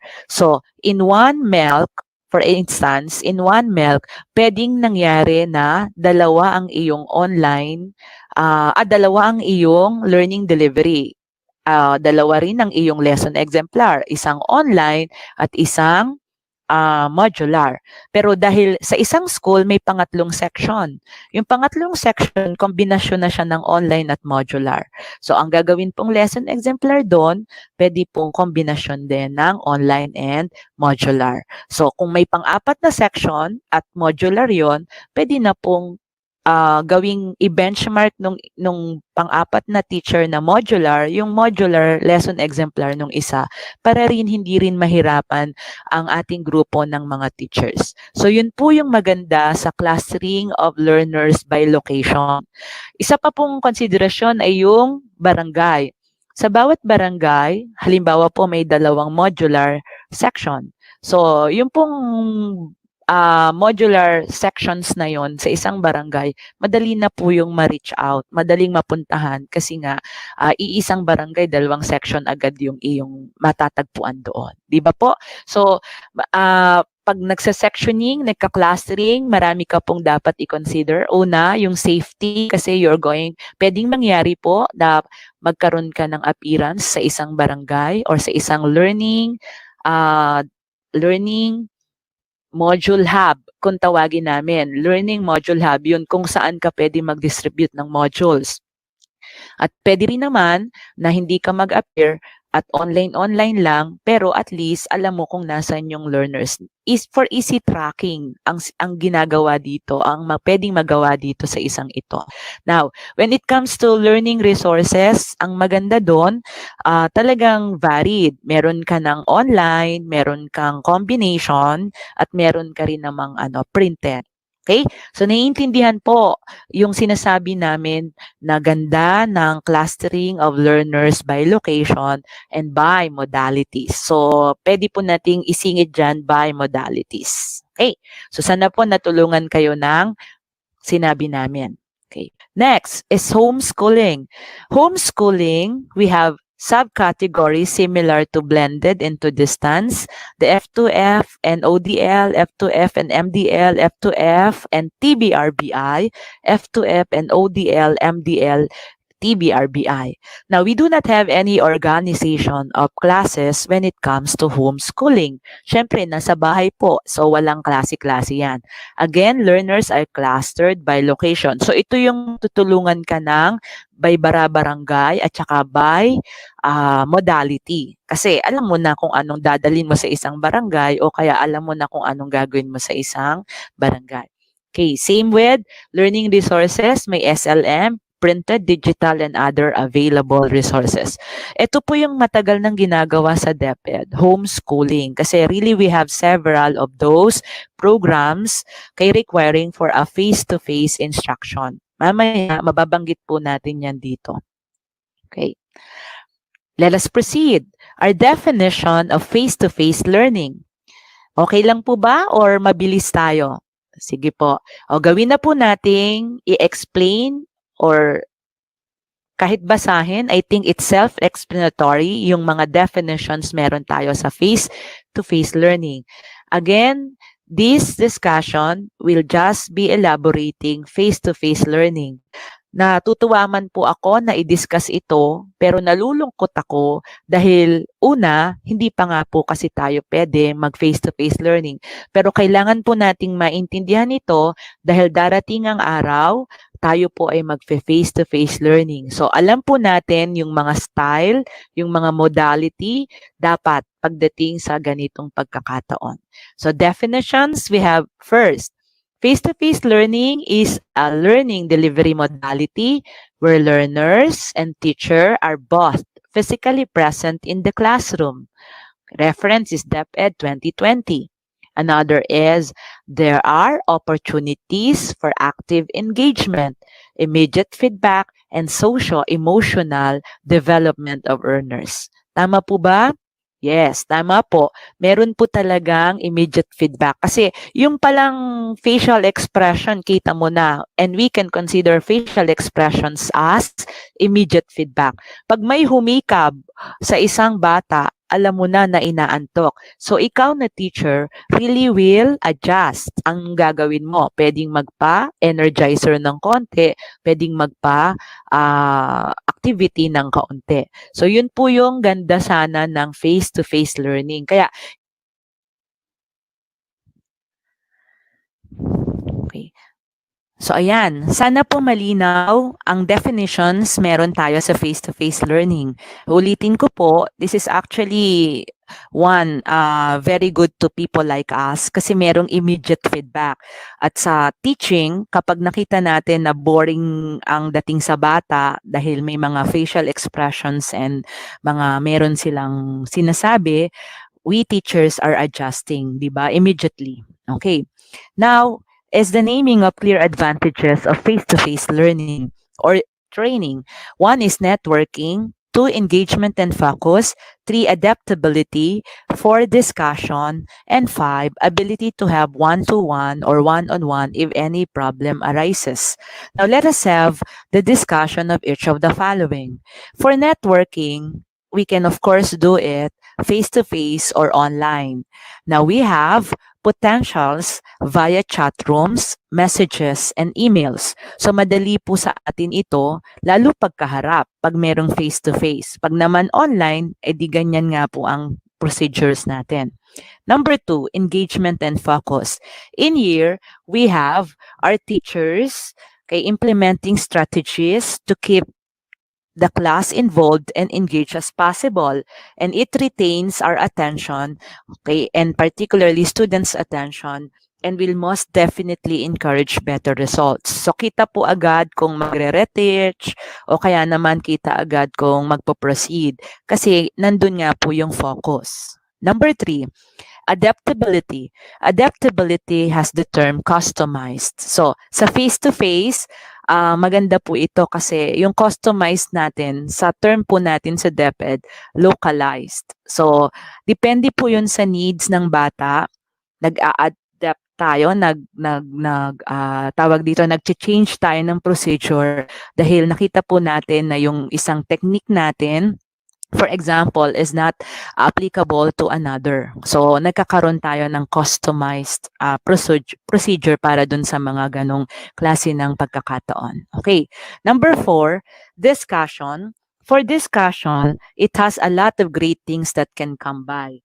Being in a room with other people wanting to learn, such as detailed discussions and debates regarding subject topics where you may even learn from other people and take in viewpoints that you haven't considered yet. Okay? So, ang maganda sa discussion po talaga, learning. At ang maganda doon, expressions of viewpoints. Kaya nga sinasabi, may debate ng kaunti. Kasi nga may discussion na sinasabi. Okay? Nangyayari po ang discussion sa face-to-face learning. Pero meron tayo ngayon din sa online, possible po yan kasi may chat box. Meron tayong pong mga comment sections na pwede. Pero iba pa rin yung discussion meron sa face-to-face. And our last but not the least is our ability to have one-to-one or one-on-one if any problem arises. In this particular point, talagang makikita nyo po na walang problemang hindi masosolve. Ang idea po ng one-on-one or one-to-one nilang sinasabi ay ang masolve ang isang problema. So that is an advantage when it comes to face-to-face learning. So 5 po yung malinaw na advantage ng face-to-face learning. Kaya lang, hihintayin pa po natin yung pagkakataon na magawa nating lahat ng advantages na yan. Again, it is because of the President's command na walang face-to-face sa ngayon hanggat walang vaccine. Okay. So ito po yan, nandito po yan sa message ni Secretary Leonor M. Briones, our DepEd Secretary. Okay, this is one relative to face-to-face learning. Okay, part of her official statement given the last June 8, 2020 was this. We thank the President for reiterating the national government's willingness to assist us in our endeavor to offer alternatives to face-to-face learning despite the public health situation. we will comply with the President's directive to postpone face-to-face classes until a vaccine is available. So ayan po yung statement with a promise ng ating DepEd Secretary. Kaya lahat po tayo susunod. No more or no face-to-face learning sa ngayon. Ano po? Okay. Now, limitations and possibilities of F2F or face-to-face learning. So, meron din naman po itong pwedeng gawin na exemptions dahil may mga limitations nga po and possibilities. So, number 1, in areas under the moderate and high-risk severity grading, face-to-face learning is not possible. So, hindi po siya pwede. However, there are learners with disabilities whose conditions require face-to-face instruction. So, ayan na po yung sinasabi natin. There are really schools that are having SPED program. This will be the subject of further discussion within DepEd, with partners, and with parents. So, ito po ay mapapasama sa LCP ng isang eskwelahan. So, nandoon na kailangan i-project ng isang principal katulad namin ang gagawin kung paano itong face-to-face instruction na to, particularly with the SPED learners. Pero sa maraming bata, hindi po mangyayari ang face-to-face kasi high risk na nga po, even moderate pa.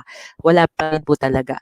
So, ang isa pong iniisip namin when it comes to SPED, dahil required o kaya kailangan halimbawa po yung sinasabing home visitation, isa, dun nga po sa learning module hub na lang pwedeng mag-usap. Pangalawa, pwede naman po pero merong complete PPE, personal protective equipment ang isang teacher provided ng school. Pangatlo, dapat po, sabi ng RD, ng regional director natin, malinaw ang guidelines kung paano ang home visitation with these SPED teachers and learners. Gagawin po yan ng isang eskwelahan at sisiguraduhin na walang mabaviolate na health protocols galing sa DOH, IATF at sa government syempre. Dahil ayaw din naman natin magka-problema sa susunod. Number 2, face-to-face option may also be feasible in every low-risk areas such as geographically isolated, disadvantaged, and conflict-affected areas or GIDCA with no history of infection and very low and easily monitored external contacts, but with teachers and learners living in the vicinity of the school. So ang maganda po dito sa number 2, pwedeng mangyari, pero very limited yung pagkakataon na mangyayari ito. Tanging sa mga lugar na walang history of infection o kaya mababa o kaya yung madali nga po kasing i-monitor. At may mga teachers at learners na nangangailangan nito. Okay? So, hindi po lahat ay pwede sa face-to-face. Meron pong mga exemption to the rules pero may mga talagang health considerations and even legal considerations pagdating sa face-to-face learning. Okay? So, malinaw po. Hindi po tayo magkakaproblema when it comes to face-to-face. Wala pong school ang magpipilit unless meron tayo nitong mga considerations na to. May mga sinasabing justifications. Okay. Coming next are our types, modalities, approaches, strategies. Ito po yung magpapatunay na noon pa man ang face-to-face sa DepEd ay existing. Bukod po sa regular classroom situation meron tayo. Ito po yung mga programa ng DepEd na nangangailangan ng face-to-face learning. Ang maganda po dito sa pangangailangan ng mga ito sa face-to-face learning, may schedule lang din pag minsan. So, pwedeng dito tayo magkaroon ng idea kung paano gagawin natin. Now, what is that MISOSA? Ang MISOSA po natin ay ang Modified In-School, Out-School Approach. At ang MISOSA po, ang sinasabi pong MISOSA ay bagay lang sa elementary. Okay, ano pong meron sa elementary pagdating sa MISOSA? Talaga pong hindi sila kino-confine sa four corners of the classroom. And that program allows pupils to learn even or while at home or in the community. Okay, so parang ganun na lang din po mangyayari sa atin with our elementary pupils, di ba, pag sa ngayon. Okay, next is impact. Impact means instructional management by parents, community, and teachers. It is a system of Simio Inotech which was developed in the 70s with the funding from International Development Research Center, or IDRC. The system heavily relies of self-learning modules based on the curriculum of the Department of Education. So, noon pa man may modular na, pero yung impact na yan, nangangailangan niya ng face-to-face syempre. Ang iba lang ngayon, may modular, pero siguro ang face-to-face muna natin, online pa rin. Okay. Then, our third is OHSP, Open High School Program. It is an alternative delivery mode of delivering secondary education, both public and private schools. It puts premium on independent, self-pacing, and flexible study to reach learners who are unable to start or complete secondary education due to problems of time, distance, physical impairment, financial difficulties, social or family problems. Ito po yung bagay na nakakatuwa. Kung may MISOSA sa elementary, meron pong OHSP sa high school. Okay, na kung tutuusin, noon pa man dapat wala na pong dropout. So ito po yung self-pacing module, mga flexible modules ang gamit. Tapos yun nga po, pag kailangan ng face-to-face, gagawin po ang face-to-face. So parang ito po ay, ang gagawin po natin ngayon ay parang mga katulad lang nila, pero sabi nga, again, may limitation pagdating sa face-to-face pa muna sa ngayon. Pero darating ang araw, halos magkakamukha na po yan. Tingnan nyo po. Ayan. So bakit dapat wala nga po kasing dropout noon pa man? Imagine niyo po na doon pa lang sa mga problema like financial, physical impairment, social and family problems, distance at saka oras yung mga nagtatrabaho. Pasok na po dyan pagdating sa high school. So nagtataka lang po kami, yun nga po nakakalungkot na may mga schools po tayo na nandyan na, existing, o kaya pwede nating madatnan kapag bagong lipat tayo na hindi nakokontrol ang dropouts o kaya yung repetition rate. Kasi bakit? Hindi nga po siguro aware or kilala ng school itong OHSP na ito. Okay. So next, Project is. Project is our effective, affordable and affordable secondary education. So good for the secondary ulit ito. Effective and affordable secondary education. So ito po ay talagang bagay na bagay sa mga kulang sa financial kasi nga affordable. Yung keyword na lang na yon. Wala talagang bata na hindi mag-aaral kasi may project is pang isa. Okay. Then, face-to-face and modular learning, community-based instruction. Ito po yung sa ALS. Yung alternative learning system meron tayo. So, sila talaga po ay modular ang dating, pero nag-face-to-face din. And then, our last is our modified shifting of classes, MSC, kay na sinasabi na kung i-explain po natin ay ito po yon. So, ito pong modified shifting of classes ay pwede pong mangyari kapag pinayagan din tayo, halimbawa, na magkaroon ng face-to-face. So, in the shifting of classes, teaching is directly focused on concepts with corresponding activities. Supplemental activities and assessment shall be done, brought by the learners when shifted at home. Number 1, shifting of classes with dyadic teaching or SCDT. Number 2, ESM-focused teaching for the junior high school or ESMT. Number 3, RESM-focused teaching for the elementary or the RESMT.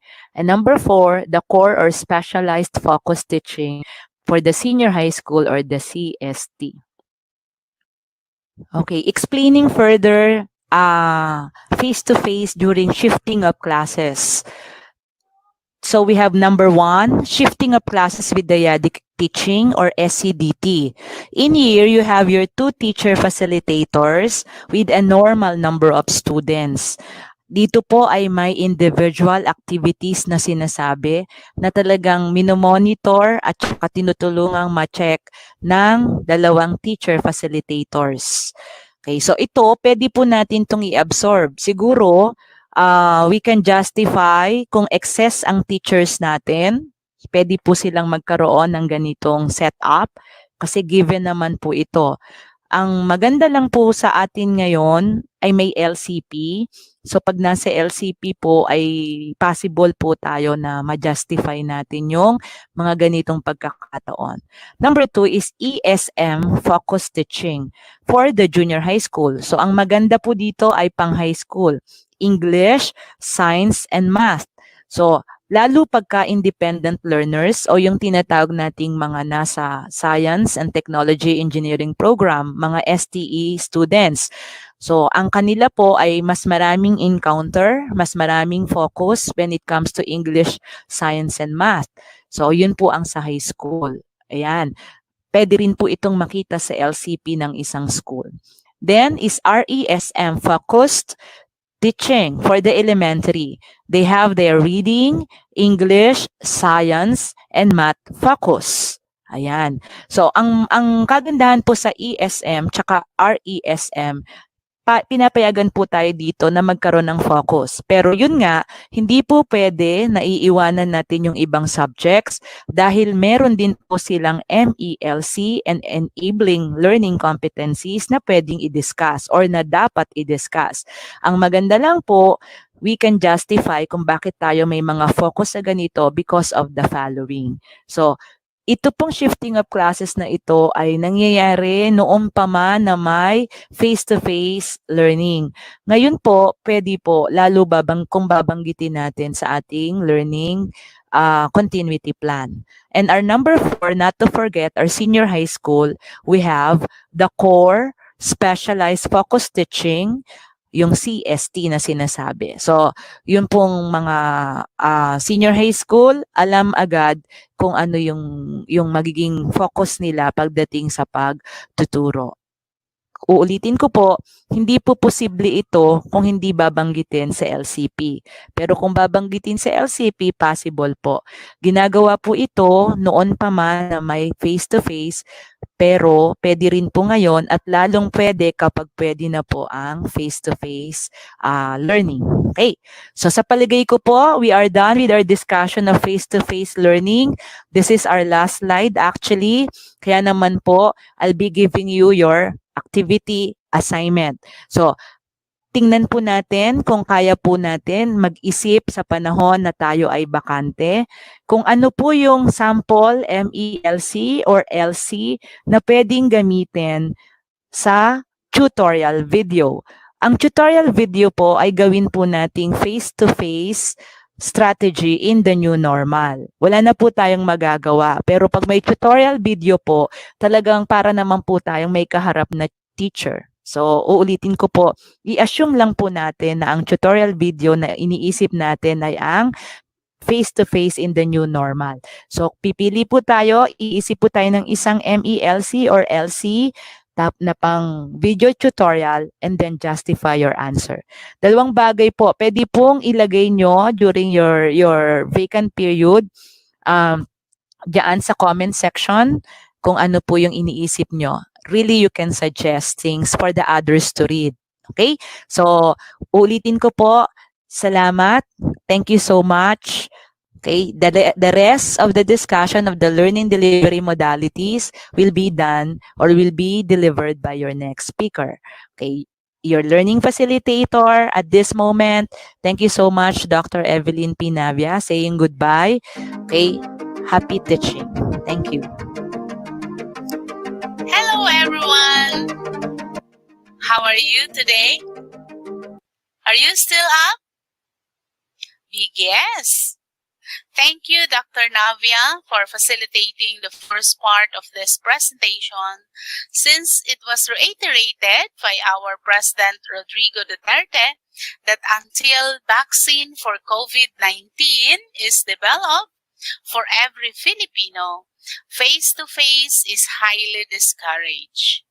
That's why the DepEd identified learning delivery modalities that will be used to facilitate learning in this pandemic situation.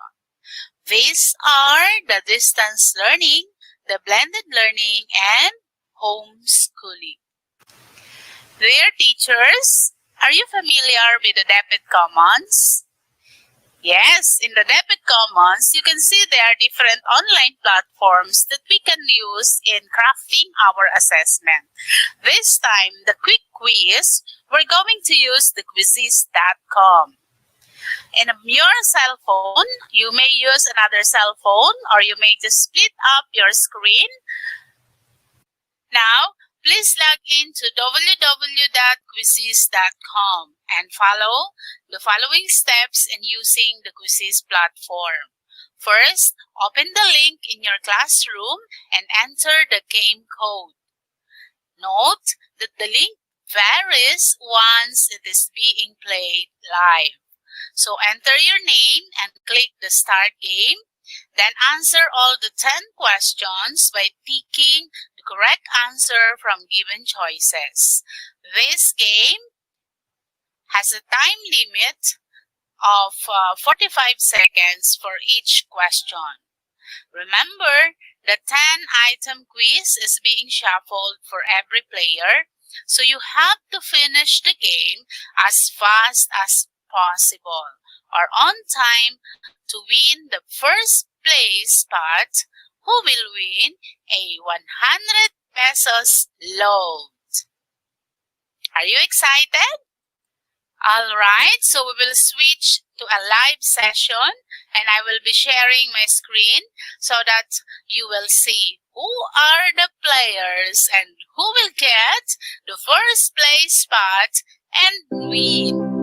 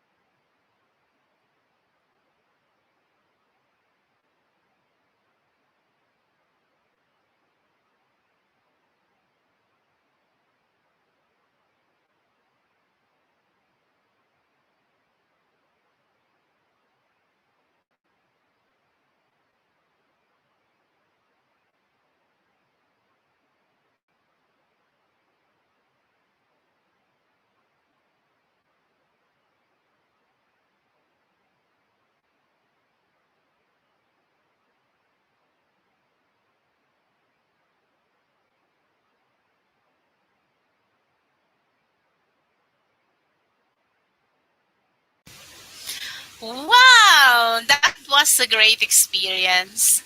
Congratulations to our winner. To claim your prize, your load, please give your complete name and cell phone number to your class manager, and we're going to send to your number your 100 pesos load.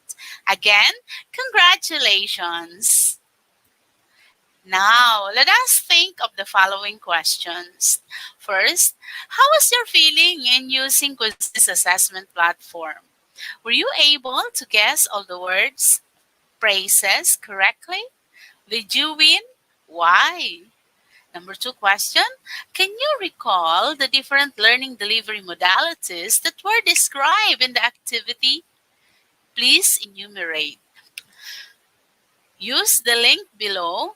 That link is posted in your Google Classroom. Please accomplish it for 3 minutes. Your time starts now.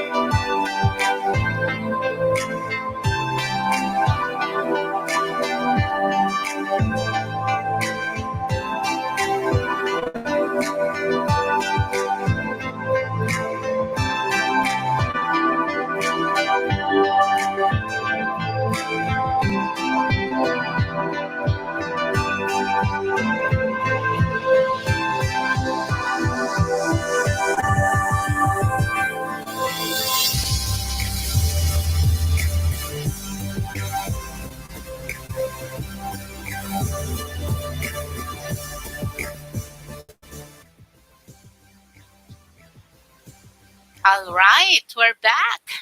How was your experience in doing this analysis? I have seen a lot of answers regarding your experiences about the quizzes.com. It's good to know that you enjoy in using the quizzes platform. Most of you get correct answers. Thank you and congratulations. Now, let us continue our discussion regarding the distance learning modalities. So when we talk of distance learning, it is a formalized learning modality which is carried out remotely using electronic means. So learners work online and or offline at home while the teachers provide learning tasks which may be delivered online or offline. So we have three different types of learning modalities when it comes to distance learning. These are the ODL, the online distance learning, the MDL, or the modular distance learning, and the TVRVI, or the television and radio-based instruction. In-person interaction between the teacher and the learners may not be possible all the time, but may be carried out in various digital means. Distance education as a modality uses one or more technologies to deliver instructions to students who are separated from the teachers. So the distance education course is delivered primarily via internet, typically using a campus-supported learning management system. But DepEd, since we are now in the new normal, the three different options of the distance learning modalities are the most popular this time. Although HCIs are all familiar with the distance education, it has similarity, but since we are in the new normal, that makes the difference. Huh? All right. So next, let us continue with the online distance learning. So this is the first type of distance learning. When we talk of online distance learning, it is a learning delivery modality where the teacher facilitates learning and engages learners' active participations using various technologies accessed via internet while they are geographically remote from each other. The internet is used to facilitate learner-teacher, learner content, and peer-to-peer communication.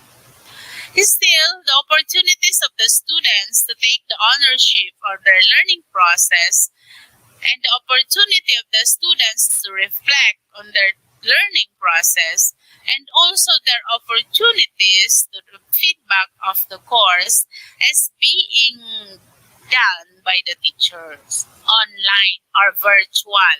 So they can also use the Google Classroom, any virtual room. This means it is also called e-learning, consists of learning through digital resources. In this modality, students use computers, mobiles, and tablets in order to learn. And nowadays, it is inevitably linked to internet.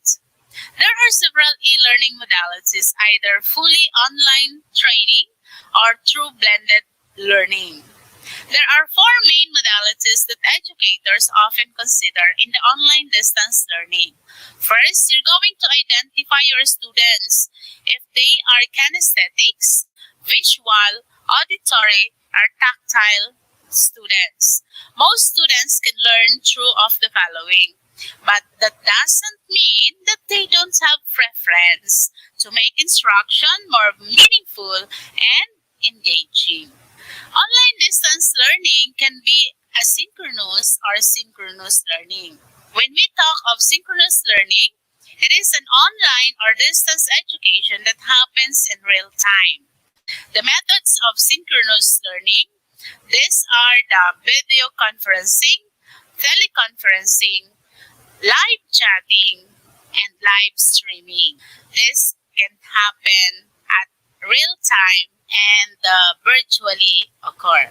Online learning is a form of live synchronous platform where it requires both parties to have a good and stable internet connections. It is often more interactive than the other types of distance learning. The responses are real-time. The learners may download materials from the internet, complete and submit assignments online, attend webinars, and attend virtual classes. So this practice effectively by using the learning management system or any related technologies. The use of the DepEd Commons, the LR portal, fall in this category as both require internet connectivity to have access. Given instruction also requires digital in-person communications between the teachers and the learners. When we say online learning, This means that the teachers and the learners interact in a specific virtual place through a specific online medium at a specific time. Giving instructions is not exactly anywhere, anyhow, anytime. That's why it involves geographically dispersed students accessing the same website at the same time at the same teacher. So that is how the ODL happens. It is also known as the e-learning. Why? Because it is where learners work remotely from their teacher on their online classes. They are also assessed using online platforms. These are digital in-person. Interaction is also necessary in ODL, as teacher has to give feedbacks and timely pointers on the learner's performance. The other form of online distance learning is the asynchronous. Asynchronous learning occurs through online channels without real-time interactions. Methods of asynchronous online learning include self-guided lesson modules, streaming video content, virtual libraries, posted lecture notes, and exchanges across discussion boards or social media platforms. The use of the virtual classroom, the Edumudo, the Schoology, the WB Enhanced Learning Activities, free access to OER or the Open Educational Resources, the LR Portal, Math, dear teachers, free access and observance of intellectual property rights to some of the educational sites and resources is highly recommended. There are digital interactions may also be present among learners. Aside from the Messenger, Facebook Live, Facebook page, Facebook group, email, Google Meet, Viber, Google platforms, here are some e-learning platforms that you can use to make your online distance learning more interactive and more productive for your learners.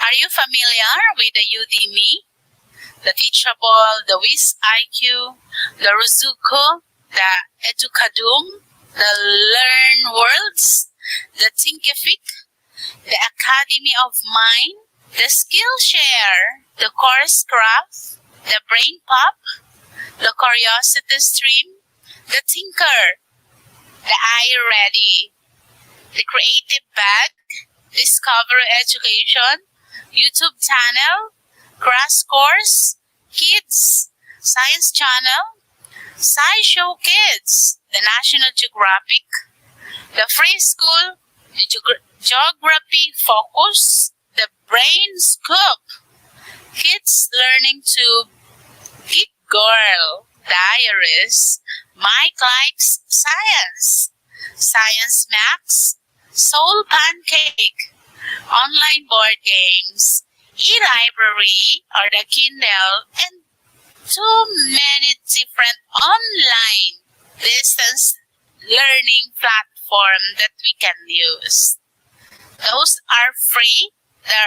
Although some of them are not, but still they have their free trial. You can avail the free trial. Then you can also develop your own platforms. Next is the modular distance learning. Modular distance learning is a learning delivery modality where learning takes place between the teacher and the learners who are geographically remote from each other during the instruction. The teacher provides modules in print or non-print form which the learners will use in learning at home. So they have two different options. They can take home the printed materials or the non-print materials. And then they will learn that at home. As learning is remotely done, the teacher should provide clear instructions on the directions learners have to undergo. That is why they're going to use this ADM module. Establishing the important knowledge, skills, and attitudes and values should be clarified and explained by the teacher at the beginning of each MBL period or term. At this point, the teacher will explain to the learners what are the different expectations of the said module after he or she completed the modules. Parents or guardians should be oriented on this mechanism as their participation is very important for the successful implementation of this modality. The teacher takes the responsibility of monitoring the progress of the learners. The learners may ask assistance from the teacher via email, telephone calls, text messaging, instant messaging, Viber messages, Messenger, or any instant messaging or etc. When we say etc., whatever the means of communication that the learners may use to ask assistance from the teacher, or the para teacher can use that to ask assistance to the teacher. So where possible, the teacher shall do home visits to learners needing remediation or assistance. Any member of the family or other stakeholder in the community needs to ask para teachers the use of print and non-print learning materials such as, but not limited to modules, worksheets, activity sheets, and use of gadgets can be combined to the print or non-print materials, or it is in the printable materials or non-printable materials. The production of the needed teachers and learners learning materials, the LR portal and the debit commons will be maximized on this. So the teachers are advised to use the different learning materials in the LR portal and in debit commons. Why? Because you can save time in preparing the LMs of the learners if you will just maximize the use of the LR portal and the debit commons, as well as the support of the media institutions like the TV and the radio stations.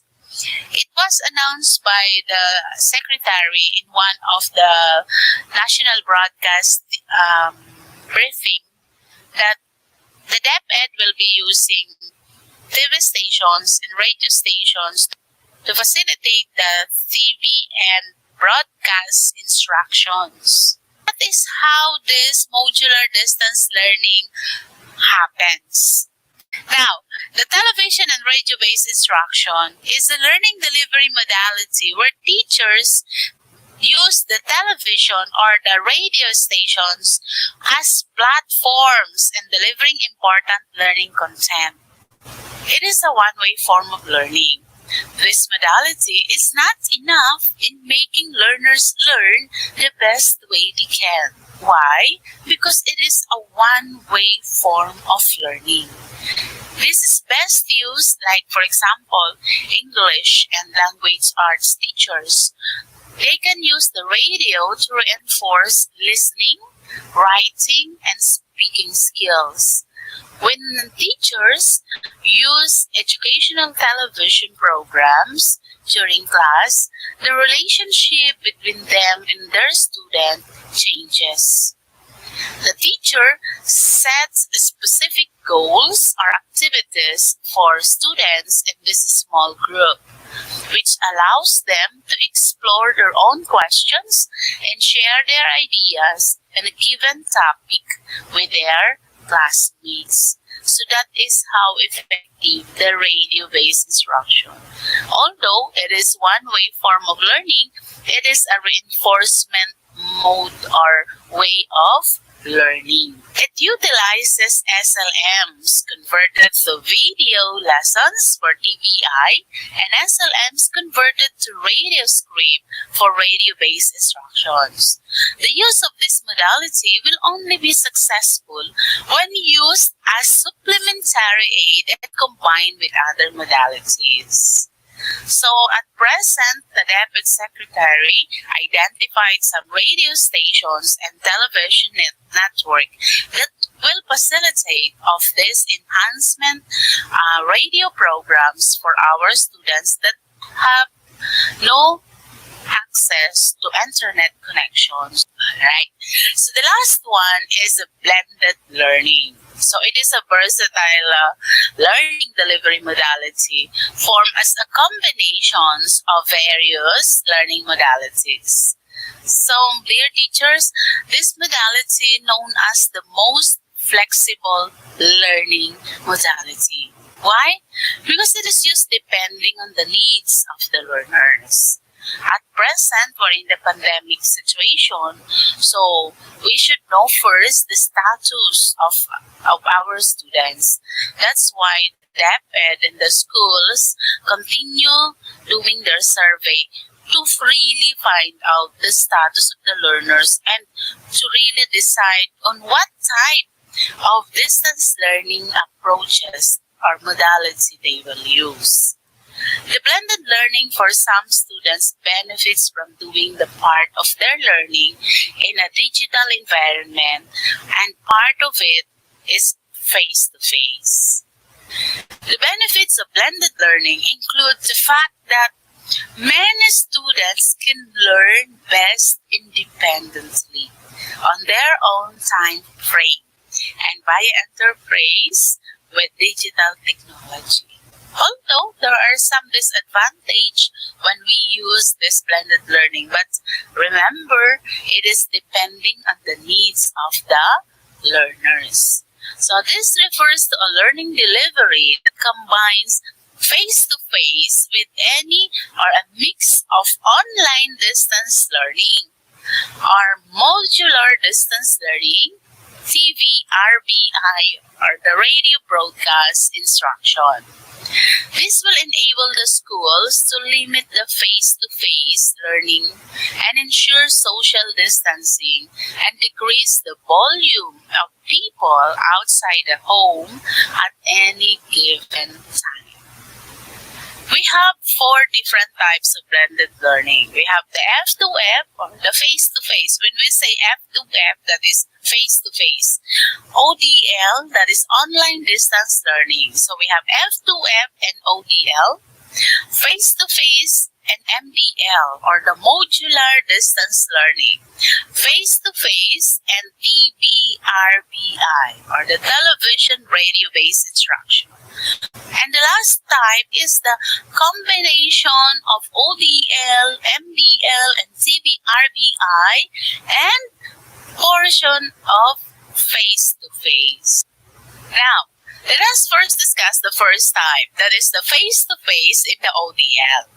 So this blended learning modality is a combination of a face-to-face learning and an online distance learning. Though learners are doing online at home, they will be required to come to school for a face-to-face modality where in-person interaction will occur. So the teacher maximized the time for the F2F sessions and giving all the necessary directions and feedbacks for the learners. The next one is the face-to-face and MDL. It is a combination of F2F and MDL. So here, learners are mainly doing their tasks at home with certain schedule of F2F sessions where they are required to meet their teachers. So, the teacher will give them the module to be used at home, and then the follow-up will be on the F2F. During the F2F, the teacher provides clear feedback and assessment activities to learners. Every time they will have this F2F scheduled meeting. So they can schedule that once a week. So next is the face-to-face and TBRBI. So it is a combination of face-to-face learning and radio-based instruction and television. So here, the teacher may use the platform in delivering important learning content. Their learning may be further enhanced and redirected during the F2F sessions. So, as we talked about RBI TV a while ago, this is just a supplementary aid of their face-to-face sessions, wherein the interaction is very limited because it is a one-way form of learning. So, it enhances only what transpires in the classroom, okay? So the next and the last one is the face-to-face and combinations of the three different distance learning modality. So this is a blended learning delivery option, which is a combination of the three distance learning modality, the MDL, the ODL, the CBRBI. This combination needs careful planning on the part of the teachers in terms of learning content. Why? Because the learners might get confused on their schedule if the teacher did not orient clearly their learners. The task of the teachers here is to prepare a clearer plan on which curriculum content should be taught using F2F, ODL, MDL, and RBI. It is very critical to avoid duplication or promote enrichment of learning. So that is the critical thing that the teacher should observe. You now have this clearer vision on how are you going to run your classes this coming August 24? Of course, yes, you have. And this time, let us find out what are the factors to be considered in blended learning. First, we should consider the geographical location of our learners, their abilities, the accessibility to print, non-print, digital, and online materials. Variation of our learners should be considered also, their socio-demographic characteristics, and individualized blended learning design. Okay, so let us not forget either any of the different learning modalities. This will entail some degree of self-directed learning. Generally, in choosing the modality of learners, will need closer supervision and more intensive support from parents and other household members, and especially community participations, because we're going to coordinate with our para-teachers. Another factor that we should consider in choosing learning delivery modality for elementary pupils, in junior and senior high school students, is their reading skills. Beginning readers in K-3 and struggling readers in grade 4 to 12 will need special consideration and appropriate intervention. As teachers, we should be very, very careful in designing our lesson exemplar. Make it sure that it will fit to all types of learners we have. Those are our challenges. Dear teachers, it is very necessary that we should identify which learning modality we're going to use in crafting our lesson exemplar and in the presentation of idea instructional processes. So let us find out what are those characteristics for us to appreciate as teacher the beauty of this new normal educational system. Hello and welcome to Teaching and Education. Here we will cover several different teaching strategies and teaching tips for remote learning. The first thing you need to do is set up behavioral expectations and clear rules. Watch how chaotic an online class can become without rules and enforcement. Next, you have to be available. Be logged onto your computer, ready to answer questions. Even though students are not physically in a group, that doesn't mean that they shouldn't work in a group. Cooperative learning is key to life success and should take place online. The best teachers are the ones that make learning fun. It might be more difficult to do from afar, but make an effort to make class fun. When posting online assignments, be sure to have a certain level of cognitive rigor in those assignments. Use Bloom taxonomy and Webb's depth of knowledge when designing assessments. Teachers should provide various types of content. This includes posting sections of text, videos to watch, news articles, PowerPoints, Google Slides, presentations, etc., and so forth. Don't try to hold lectures in an online format. Students have hard enough time paying attention to in-person lectures. Next, teachers need to provide ongoing feedback to their students. This also helps establish your presence online while helping students make the correct adjustments. Develop a rapport and form positive relationships with your students is arguably one of the most important factors to teacher success. Get to know students in an online setting. Activities should be engaging for all students. Teachers must structure assignments so that they are challenging yet achievable. Even in a remote setting, teachers should try and show their personalities a little bit. Students want to get to know their teachers. Online conferences are an important part of remote learning. Now, when I talk about video conferencing, I do not mean whole class video conferencing, which has led to many problems. In a remote setting, assignments should be clearly written and well described. I suggest always posting examples of well done finished products. Because teachers are not present and able to be an on-site content resource, teachers should provide a number of different resources for their students, which they can easily do through links. Study skills should be integrated into the course. Remote learning requires students to use study skills in pursuit of knowledge. Back and forth online discussions is a great way to get all students participating in the classroom. Teachers can create critical thinking threads to be answered. In remote teaching, educators become more facilitators of learning. They should afford students a certain level of autonomy, such as choice assignments. And lastly, remote learning teachers have a responsibility to brush up on new technology and to know how to use common technology tools. After watching the video on remote learning and the remote teaching strategies, are you now ready with this new normal type of educational system? The answer is maybe, yes, but most of you said big yes. No? Okay, so we knew already the different characteristics of a teacher in the delivery of a lesson exemplar using different learning delivery modalities. So this time, let's do this. So each class will develop and upload one lesson exemplar in their Google Classroom using any of distance and blended learning modalities, focusing in the IDEA instructional process only.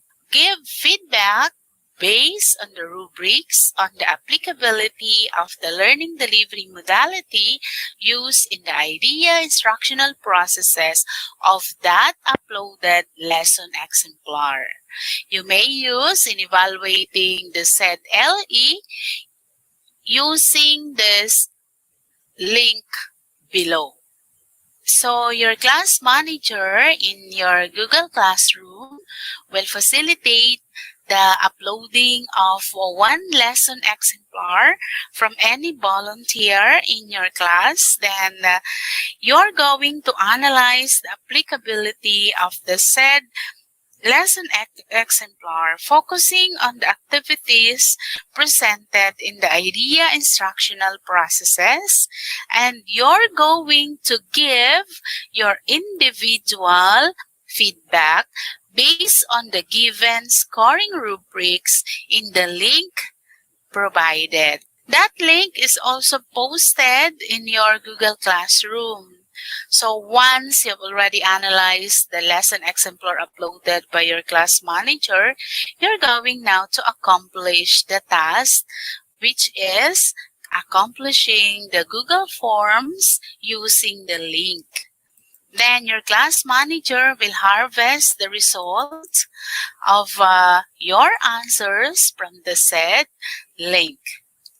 Dear teachers, the deadline of this application phase of this presentation will be tomorrow before the session starts.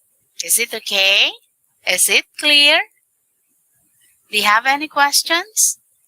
If you have questions regarding this application, you may consult your class manager. Okay? So, good luck, and let us always remember, you may not always have a comfortable life, and you will not always be able to solve all the world's problems at once. But don't ever underestimate the impact you can have, because history has shown us that courage can be contagious and hope can take on a life of its own. That is according to Michelle Obama. Have we ever thought on how we can change the life of our learners at this pandemic situation? Be brave enough to share yourselves, just like what you did during the face-to-face in the old normal. At this new normal situation, we are challenged to give our best to our learners, to share our life. As teachers, we have three love: the love for teaching, the love for learners, and the love for learning. With that, thank you so much, and God bless you all. Happy teaching. We are in a new normal, so we have to be the best in this new normal. I'm your presenter, Mary Grace M. Kabili from SDO Tayabas City, and my co-presenter on the first part of this presentation, Ma'am Evelyn Navia of SDO Laguna. Mabuhay po kayong lahat at maraming salamat.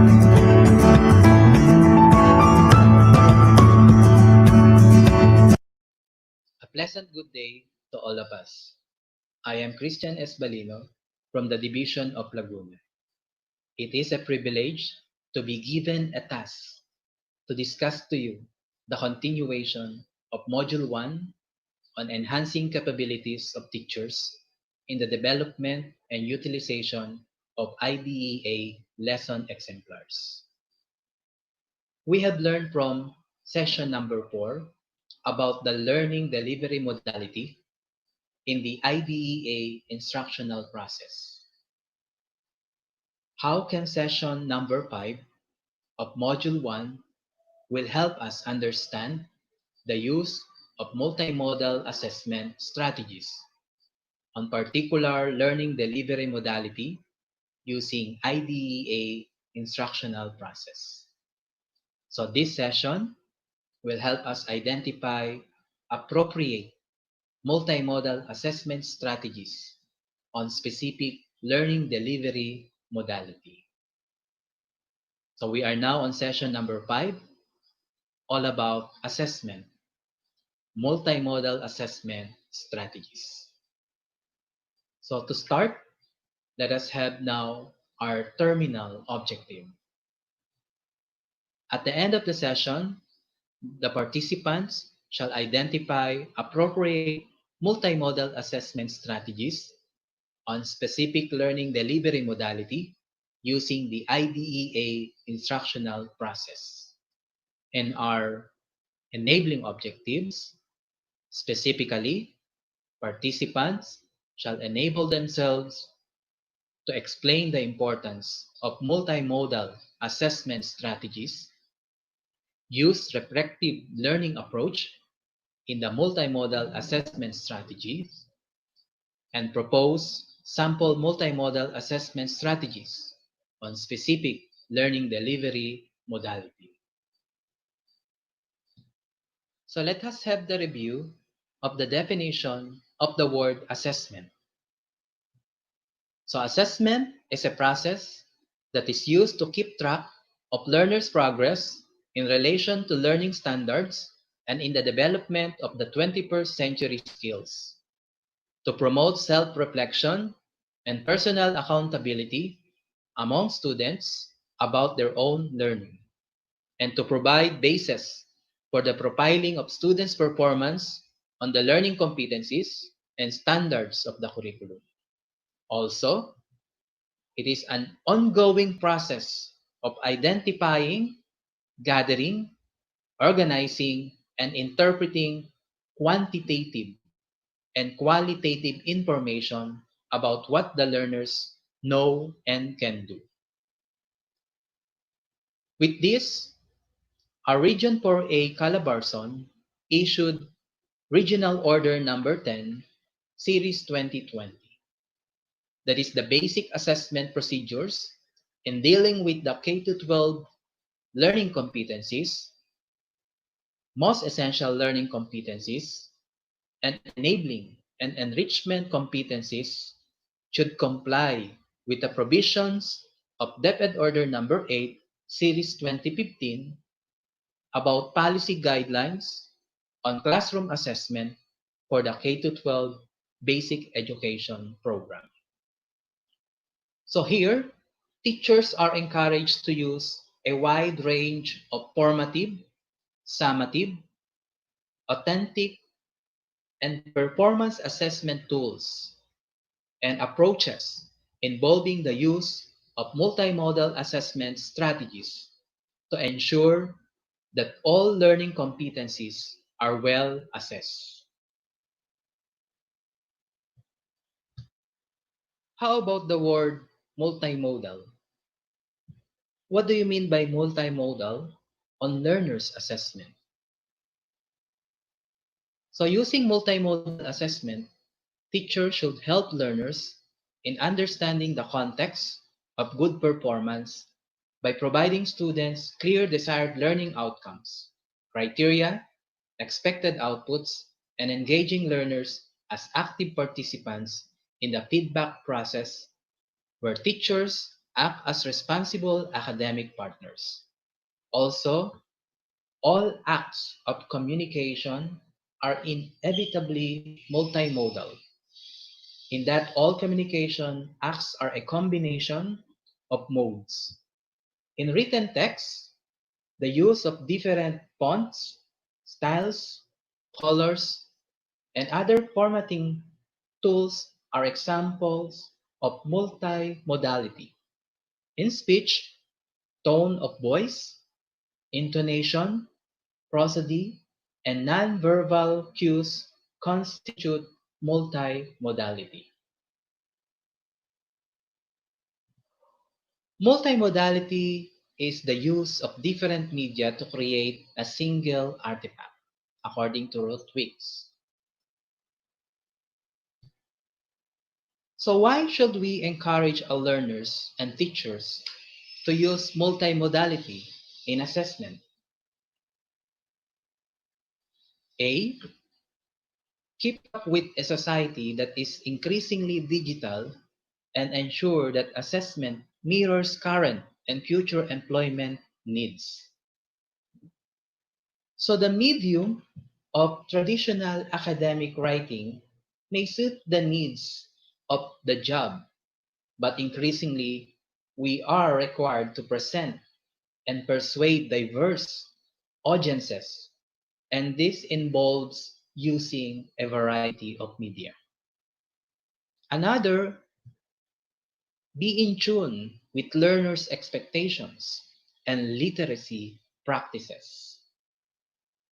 Introducing a multimodal assessment with support and scaffolding will give students the opportunity to explore and expand their digital literacy capabilities, as well as offer more choices in how they engage with assessment. And it offers choice and flexibility in assessment. There is strong evidence to suggest that learners are more engaged when they can see future transferability and relevance in assessment. At this point, let us now present the results of the online activity using the Google form on the type of assessment as compared to the learning delivery modality with the question, having been exposed to the new normal and placed under community quarantine, where face-to-face formal classes are discouraged, what learning delivery modalities will you plan to utilize this coming school year? And based on your reading about the Regional Order Number 10, Series 2020, what multimodal assessment fits with the kind of learning delivery modality you and your learners are inclined to?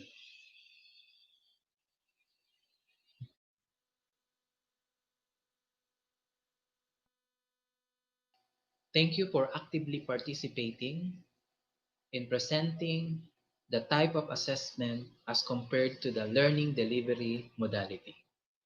Now, let us have the sample multimodal assessment with the domain for digital multimodal composition assessment.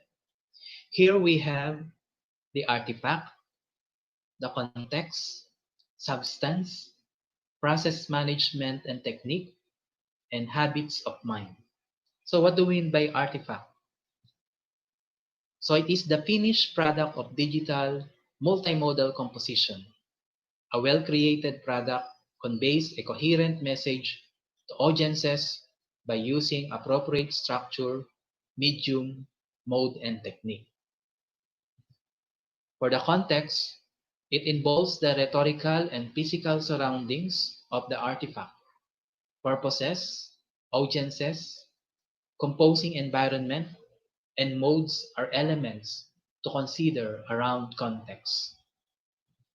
For substance, it refers to the quality and significance of content and ideas presented in the digital multimodal composition.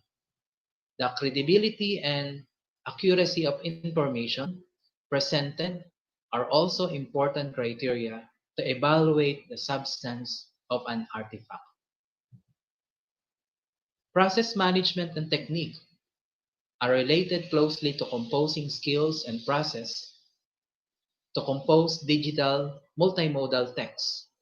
Students should be able to use not only digital devices such as laptops or tablet PCs, but also Web 2.0 tools such as iMovie or Movie Maker. Students also need to manage the entire composing process from planning to publishing. And for the habits of mind, it refers to students' behaviors or attitudes that develop over time while they compose digital multimodal text. Creativity, persistence, risk-taking, mindfulness, and engagement are examples of important habits of mind. So why do we need to use multimodal assessment?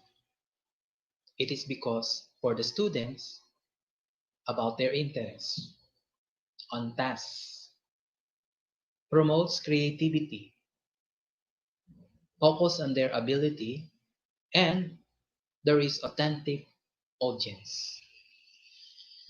Another is for the teachers.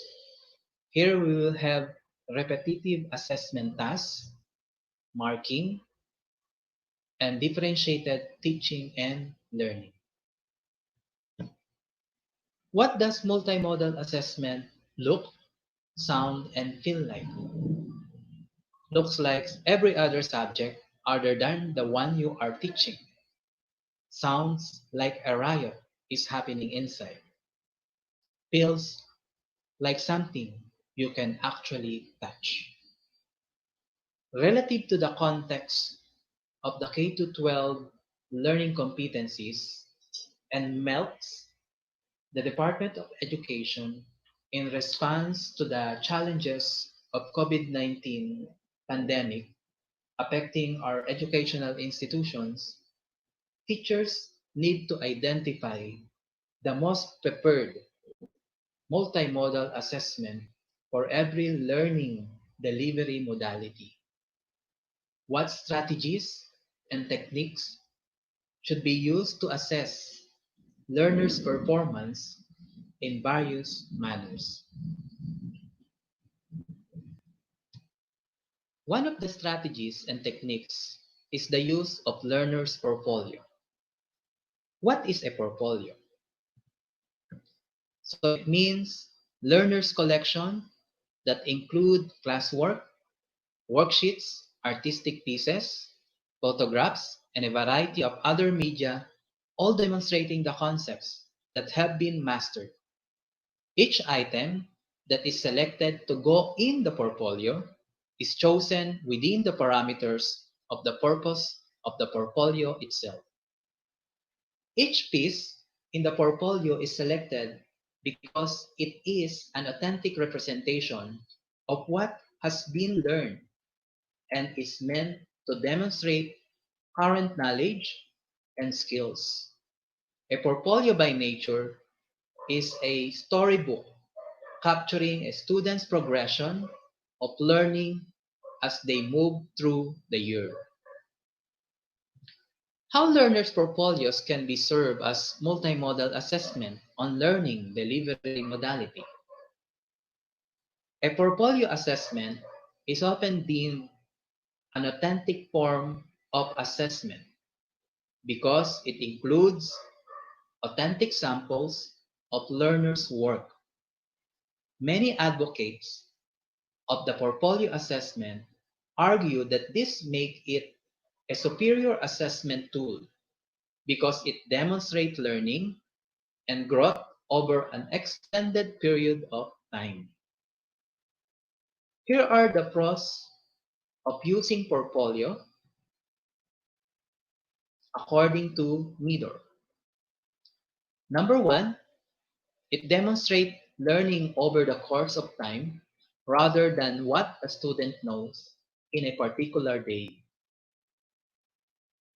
Second, it provides an opportunity for a learner to select on their learning to self-assess and to formulate deeper understanding of the concepts they are learning beyond a simple surface explanation. And lastly, it requires a great level of individual interaction between the learner and teacher, wherein they are always collaborating about the requirements and components going into the portfolio.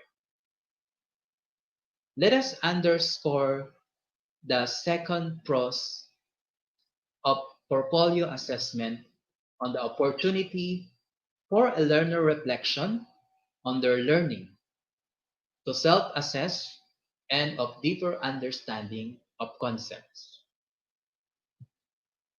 So, portfolio and reflection is an assessment. This involves the promotion of reflective learning as one of the key agents of multimodal assessment. Thus, all teachers are encouraged to facilitate the development of learners' portfolio per week on any modality chosen by the learners and or parents. This is from our Regional Order Number 10, Series 2020. Many teachers require their learners to write a reflection that correlates with each piece in the portfolio. This practice is advantageous for learners as they self-assess their work and may set goals to improve. Finally, the reflection helps reinforce the concept for the learner, and it provides some clarity for anyone reviewing the portfolio. Ultimately, the most authentic portfolios are built when the teacher and learner work collaboratively to decide which piece should be included to demonstrate mastery of a specific learning objective. The use of reflective learning embedded in multimodal assessment should not only direct a feedback process, but also promote personal reflection processes, where learners reflect more on their knowledge, skills, attitudes or values, aspirations, and actions. This allows learners to think about what they have taught, read, seen, done, and learned by relating these concrete concepts to their own lives. Through this, learners can make meaning on the significance and relevance of what they are doing and learning in the classroom, at home, to their everyday lives. Relative to the use of the most essential learning competencies in time of learners' home education, how will teachers be able to complete the learning continuity plan with assessment as one of the important aspects of learning? What specific tool will teachers use to assess learners? In Depth Ed Order number 8, Series 2015, that promotes multimodal assessment, rubrics for reflective learning will be the most appropriate tool to use in this time of pandemic where learners are at home and studying. Speaking of rubrics, this is a tool for assessment that articulates the expectations for an assignment by listing criteria and for each criteria, describing levels of quality. Rubrics contain three essential features: criteria, where students are to attend to in completing the assignment. We have markers of quality, typically the rating scales, and the scoring. Criteria are used in determining the level at which students' work meets expectations. Let us have now the reflective writing rubrics. We have 4 levels of reflection. Level 1, descriptive. Students demonstrate acquisition of new content from significant learning experiences. Journal entry provides evidence of gaining knowledge, making sense of new experiences, or making linkages between old and new information. For level 2, that is empathetic, students demonstrate thoughts about or challenges to beliefs, values, and attitudes of self and others. Journal entry provides examples of self-projection into the experiences of others. Sensitivity towards the values and beliefs of others, and or tolerance for differences. And for level 3, that is analytic, students demonstrate the application of learning to a broader context of personal and professional life.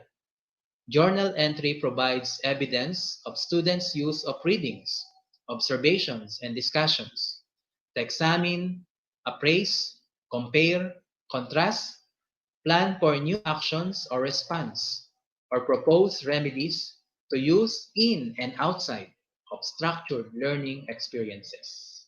And lastly, we have the level 4, that is metacognitive. Students demonstrate examination of the learning process, showing what learning occurred, how learning occurred, and how newly acquired knowledge or learning altered existing knowledge. The journal entry provides examples of evaluation or revision of real and fictitious interactions. Let us identify the level of reflective learning of the following sample or situation. First, I was able to observe nursing staff interact with a patient whose first language was Tagalog and was diagnosed with altered mental status. The nurse employed many of the strategies that we have read about and discussed in class. What do you think is your answer? What level of reflective learning is that statement or reflection? Yes, you are correct. That is analytic, and that is level 3. Next, I didn't know that many of the traditions I believed were based in Anglo-American roots. I thought that all cultures viewed traditions similarly.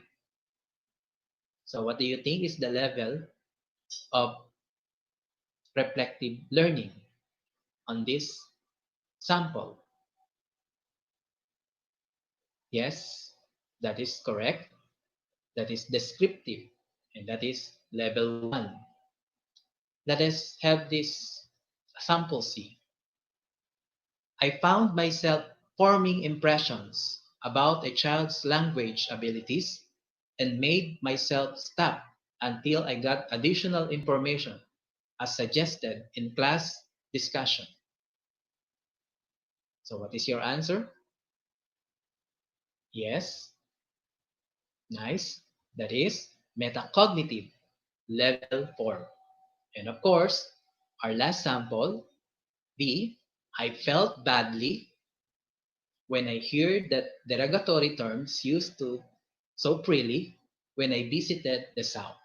So the answer is empathetic, and that is level 2. So about the feelings.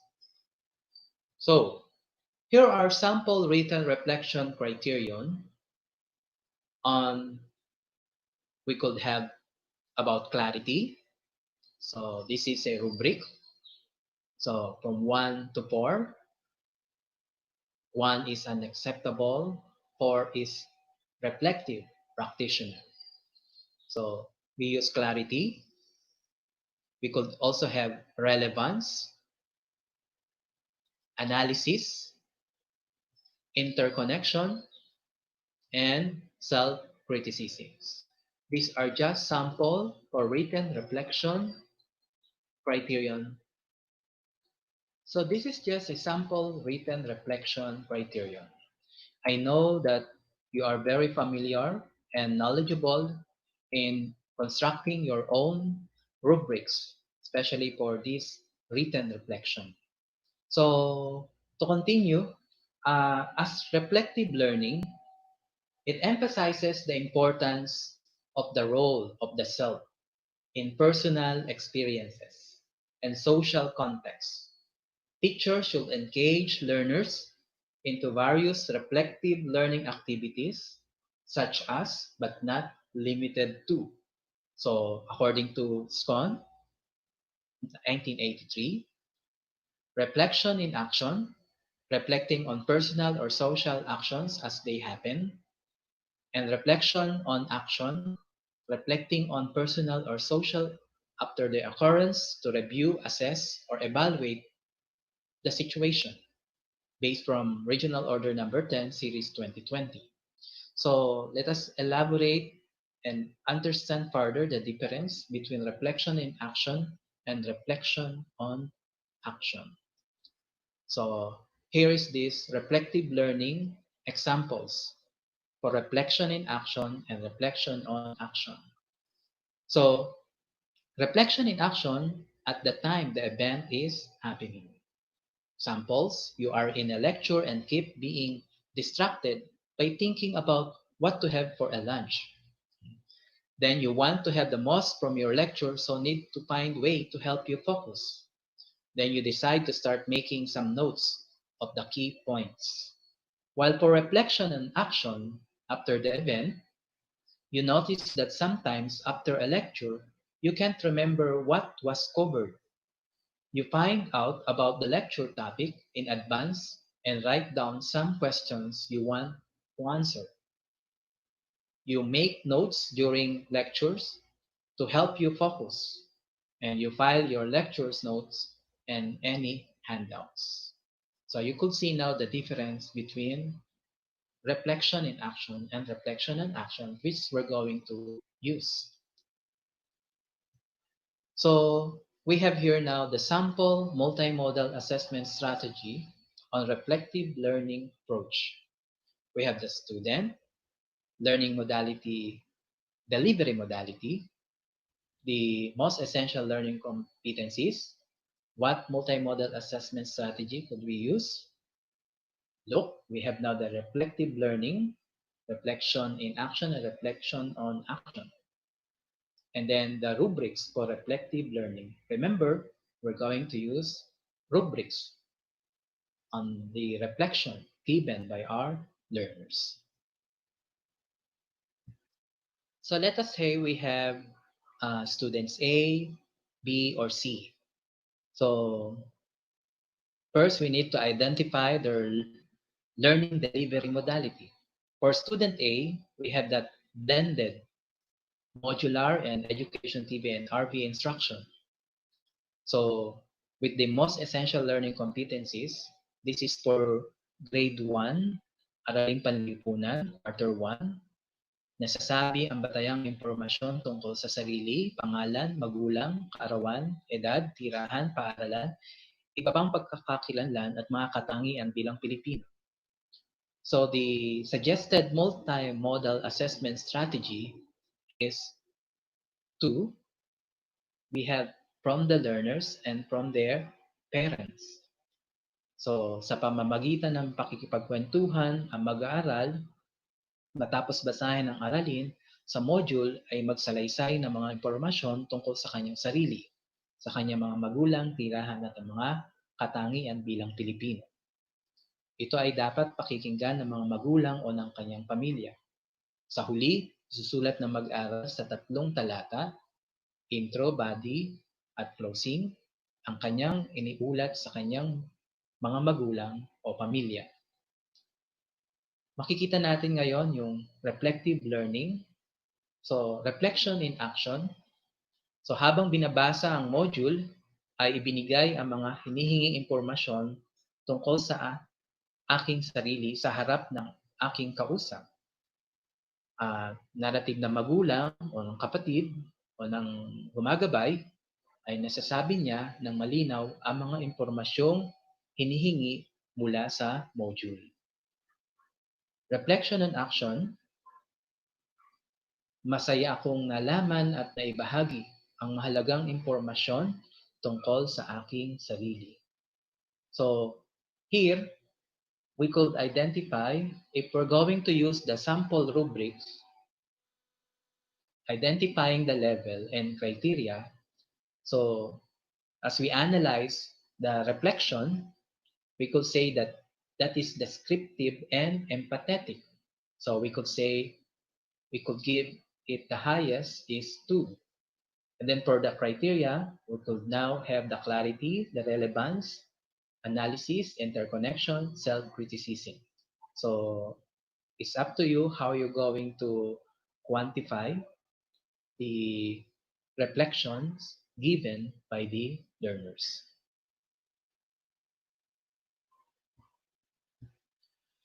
So from the long list of reflective learning practices, teachers may choose any appropriate reflective learning strategies relevant to the context and level of the learners. Let us have this activity. This will be your output, rubrics for reflective learning. So the objective or objectives, explain the select multimodal assessment on specific learning delivery modality, and you're going to construct sample rubric for reflective learning approach. So procedure, so we're going to give you the template. Just fill out the proposed multimodal assessment strategy template. Then you may present or submit the output. So the same template that I showed to you earlier. So you will be given a copy. Okay. So this is our sample multimodal assessment strategy on reflective learning approach.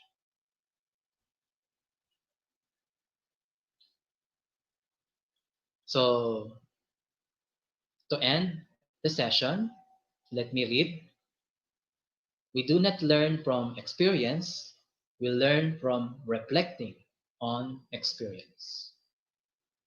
At first, you might think it's a cold, and it could be, but COVID-19 could escalate. Here's what you need to know. According to the World Health Organization China Joint Mission on COVID-19, as of February 20th, 80% of laboratory confirmed cases were mild to moderate, 14% were severe, and 6% were critical. Just to be clear, a mild case of COVID-19 is not like a mild cold. The symptoms will still be pretty severe. Anything less than needing oxygen puts you in this category. Severe cases do need supplemental oxygen, and critical ones are defined by respiratory or multi-organ failure. The symptoms, treatments, and timelines of having the disease vary depending on which category patients fall into. So let's break down what having COVID-19 looks like day to day for each level of severity. It can take as few as 2 or as many as 14 days after being exposed to the novel coronavirus for the first symptom to develop. This is when it might feel like a cold or the common flu. Many patients develop fevers early on. The World Health Organization China Joint Mission saw that about 88% of people who had COVID-19 had a fever. Another study out of China showed that while only 44% of patients had a fever on admission to a hospital, 89% eventually developed one. But there have been some cases that led with gastrointestinal symptoms. Diarrhea, nausea, vomiting, and/or abdominal discomfort may appear a couple of days before respiratory symptoms. This isn't the norm, though, because COVID-19 is a respiratory disease. That means for most patients, the virus will start and end with the lungs. In the early days of infection, the virus invades lung cells. Specifically, this can damage the cilia, the hair-like projections that move around to keep airways clear of mucus and debris. When cells get infected, they die and shed off, adding to the debris and hindering your body's ability to keep stuff out of the lungs and trachea. The inflammation causes damage, and damage causes more inflammation, and this cycle could continue until there's no healthy tissue left. And inflammation might explain why a dry cough is one of the most common symptoms. Same goes for shortness of breath and phlegm production. Other symptoms that can appear around this time are fatigue, sore throat, headache, joint or muscle pain, chills, and a runny nose. By day 5, patients with pre-existing conditions might find that they have trouble breathing, and it usually takes about 7 days for a person to go to a hospital. Mild cases, though, usually clear up by this time. But those with moderate to critical cases will have developed pneumonia, which can range from non-life-threatening to severe. Recovery time for these patients could be anywhere from a few days to weeks. For some severe and critical cases, though, symptoms can escalate into acute respiratory distress syndrome. ARDS is an illness that happens when fluid builds up in the lungs. Inflammation triggers a flood of immune cells that are meant to target the infection. They're usually isolated to infected areas, but sometimes the body goes overboard, which is when the immune cells start killing anything in their path, including healthy cells. ARDS is often fatal. In critical cases, it can lead to respiratory failure, requiring advanced life support, and this is most likely when patients head to the ICU. ARDS treatment includes supplemental oxygen and mechanical ventilation. The goal is to get more oxygen into the bloodstream, since the lungs can't. When this treatment doesn't work, the lungs are basically too flooded to get any oxygen into your bloodstream. That's the cause of most COVID-19 deaths. And even when a patient survives this phase, they could be left with permanent lung damage. SARS punched holes in some infected people's lungs, giving them a honeycomb effect. And these lesions have been seen in people affected by the novel coronavirus too. Early studies found that most people who die of the disease will do so within 14 to 19 days. And on average, people who recover are released from the hospital after 2.5 weeks. But with the most critical cases, recovery could take months. Once a patient is in the recovery period, it's possible that they could still be contagious. These people should work with their doctors and public health officials to determine when they're no longer a risk. As of now, there is no vaccine for the virus, so the best way to avoid getting sick is to avoid being exposed. COVID-19 spreads easily from person to person through coughing and sneezing, so wash your hands often and avoid close contact with people who are sick, and clean and disinfect surfaces that you use daily. COVID 19 should be taken seriously, but most cases are survivable. So stay home, stay clean, and don't panic. Good morning, fellow educators. Ed Calabarzon. Good morning, Miss Girly. Good morning, Sir Eric. I am Girly C. Lopez from SB. Hello. Are you all there? Are you still with us?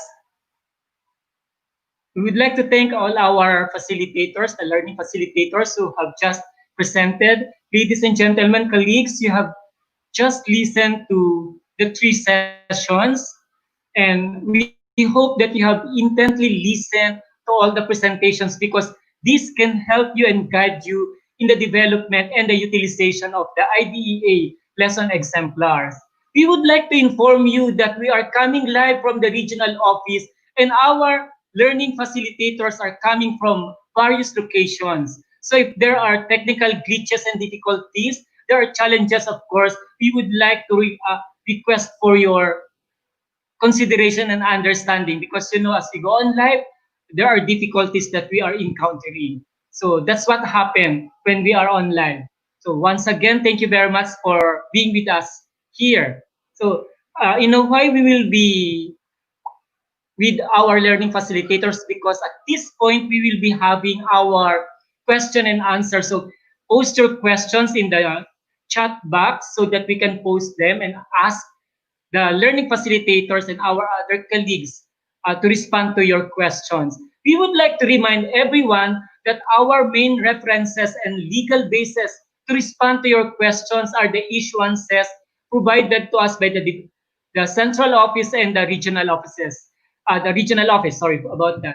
These issuances are the DO 42 series of 2016, Regional Memorandum 296 series of 2020, Regional Order number 10 series of 2020, and Regional Memorandum 306 series of 2020.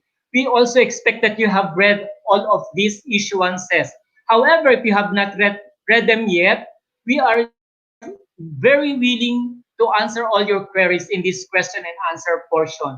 So without much further ado, let us all welcome our colleagues and our learning facilitators who will be willingly respond to your questions and your queries. Let's all welcome first our EPS from the SDO Tanawan City, Ma'am Girly Lopez. Ma'am Girly. Hello po, good morning to everyone. We also have a principal from SDO Batangas, Sir Erickson Gutierrez. Sir Erickson, welcome again. Hello po. Good morning po. Good morning, Sir Jerome, Miss Girly. Hello po, sir. These 2 facilitators, Ma'am Girly and Sir Erickson, presented session 3 and talk about IDEA instructional processes. So questions related to that session will be entertained by them. Let's also welcome a principal from SDO Laguna, Ma'am Evelyn Nabia.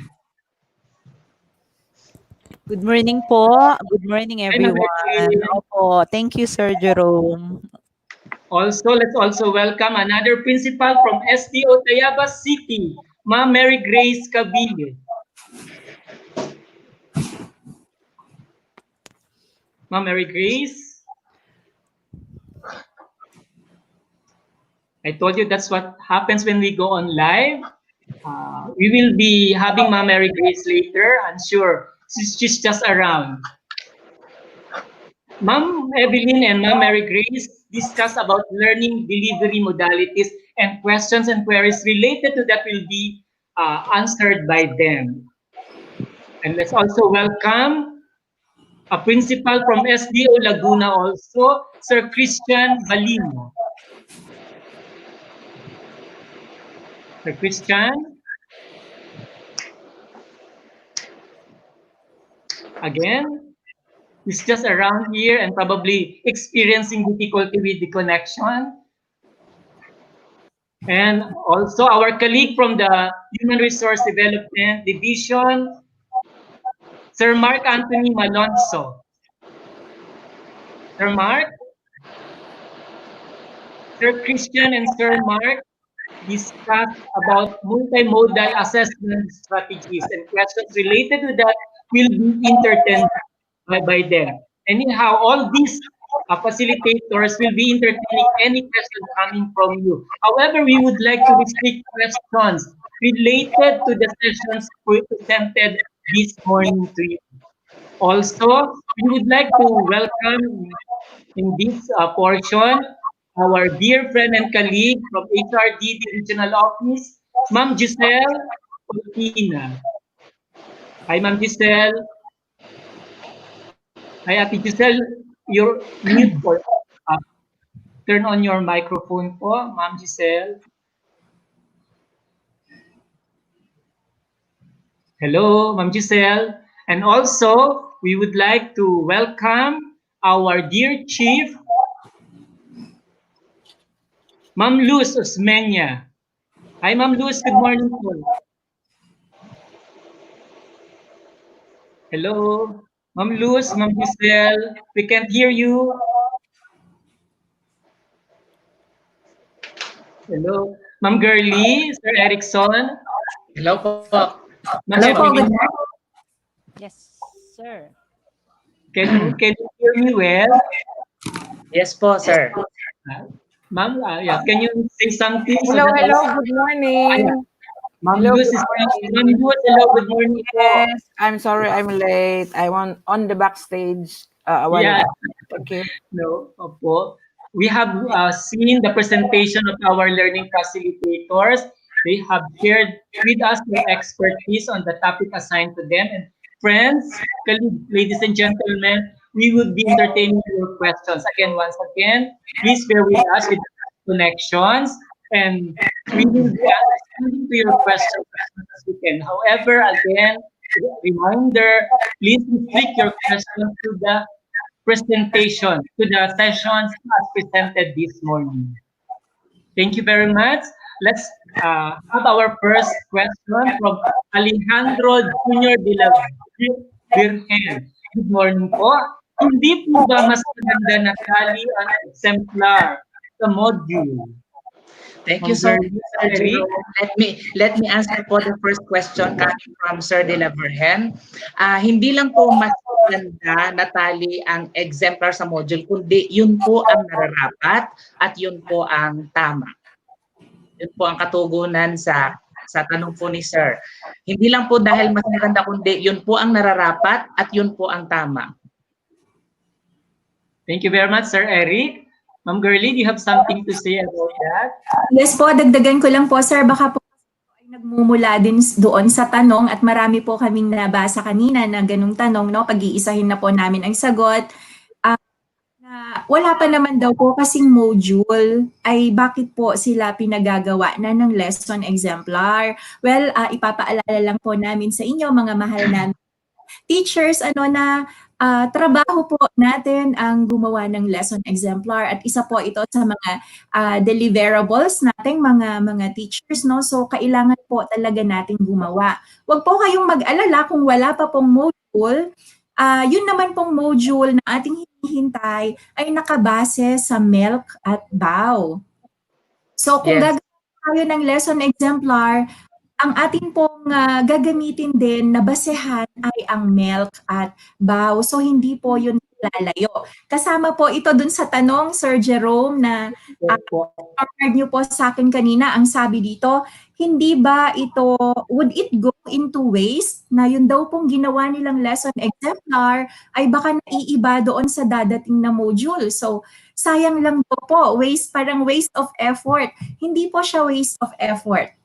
Basta ang advice lang po namin, ang mahalaga dito, sundin niyo po ano po yung competency na nandoon sa MELC, hindi po tayo maliligaw. Ano po?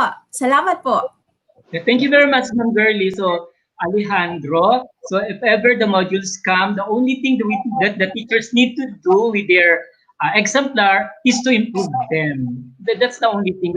So nothing would go to waste. I hope you understand that. Okay? Don't worry, the modules will be coming. The next question from Jody Mark Gumaka.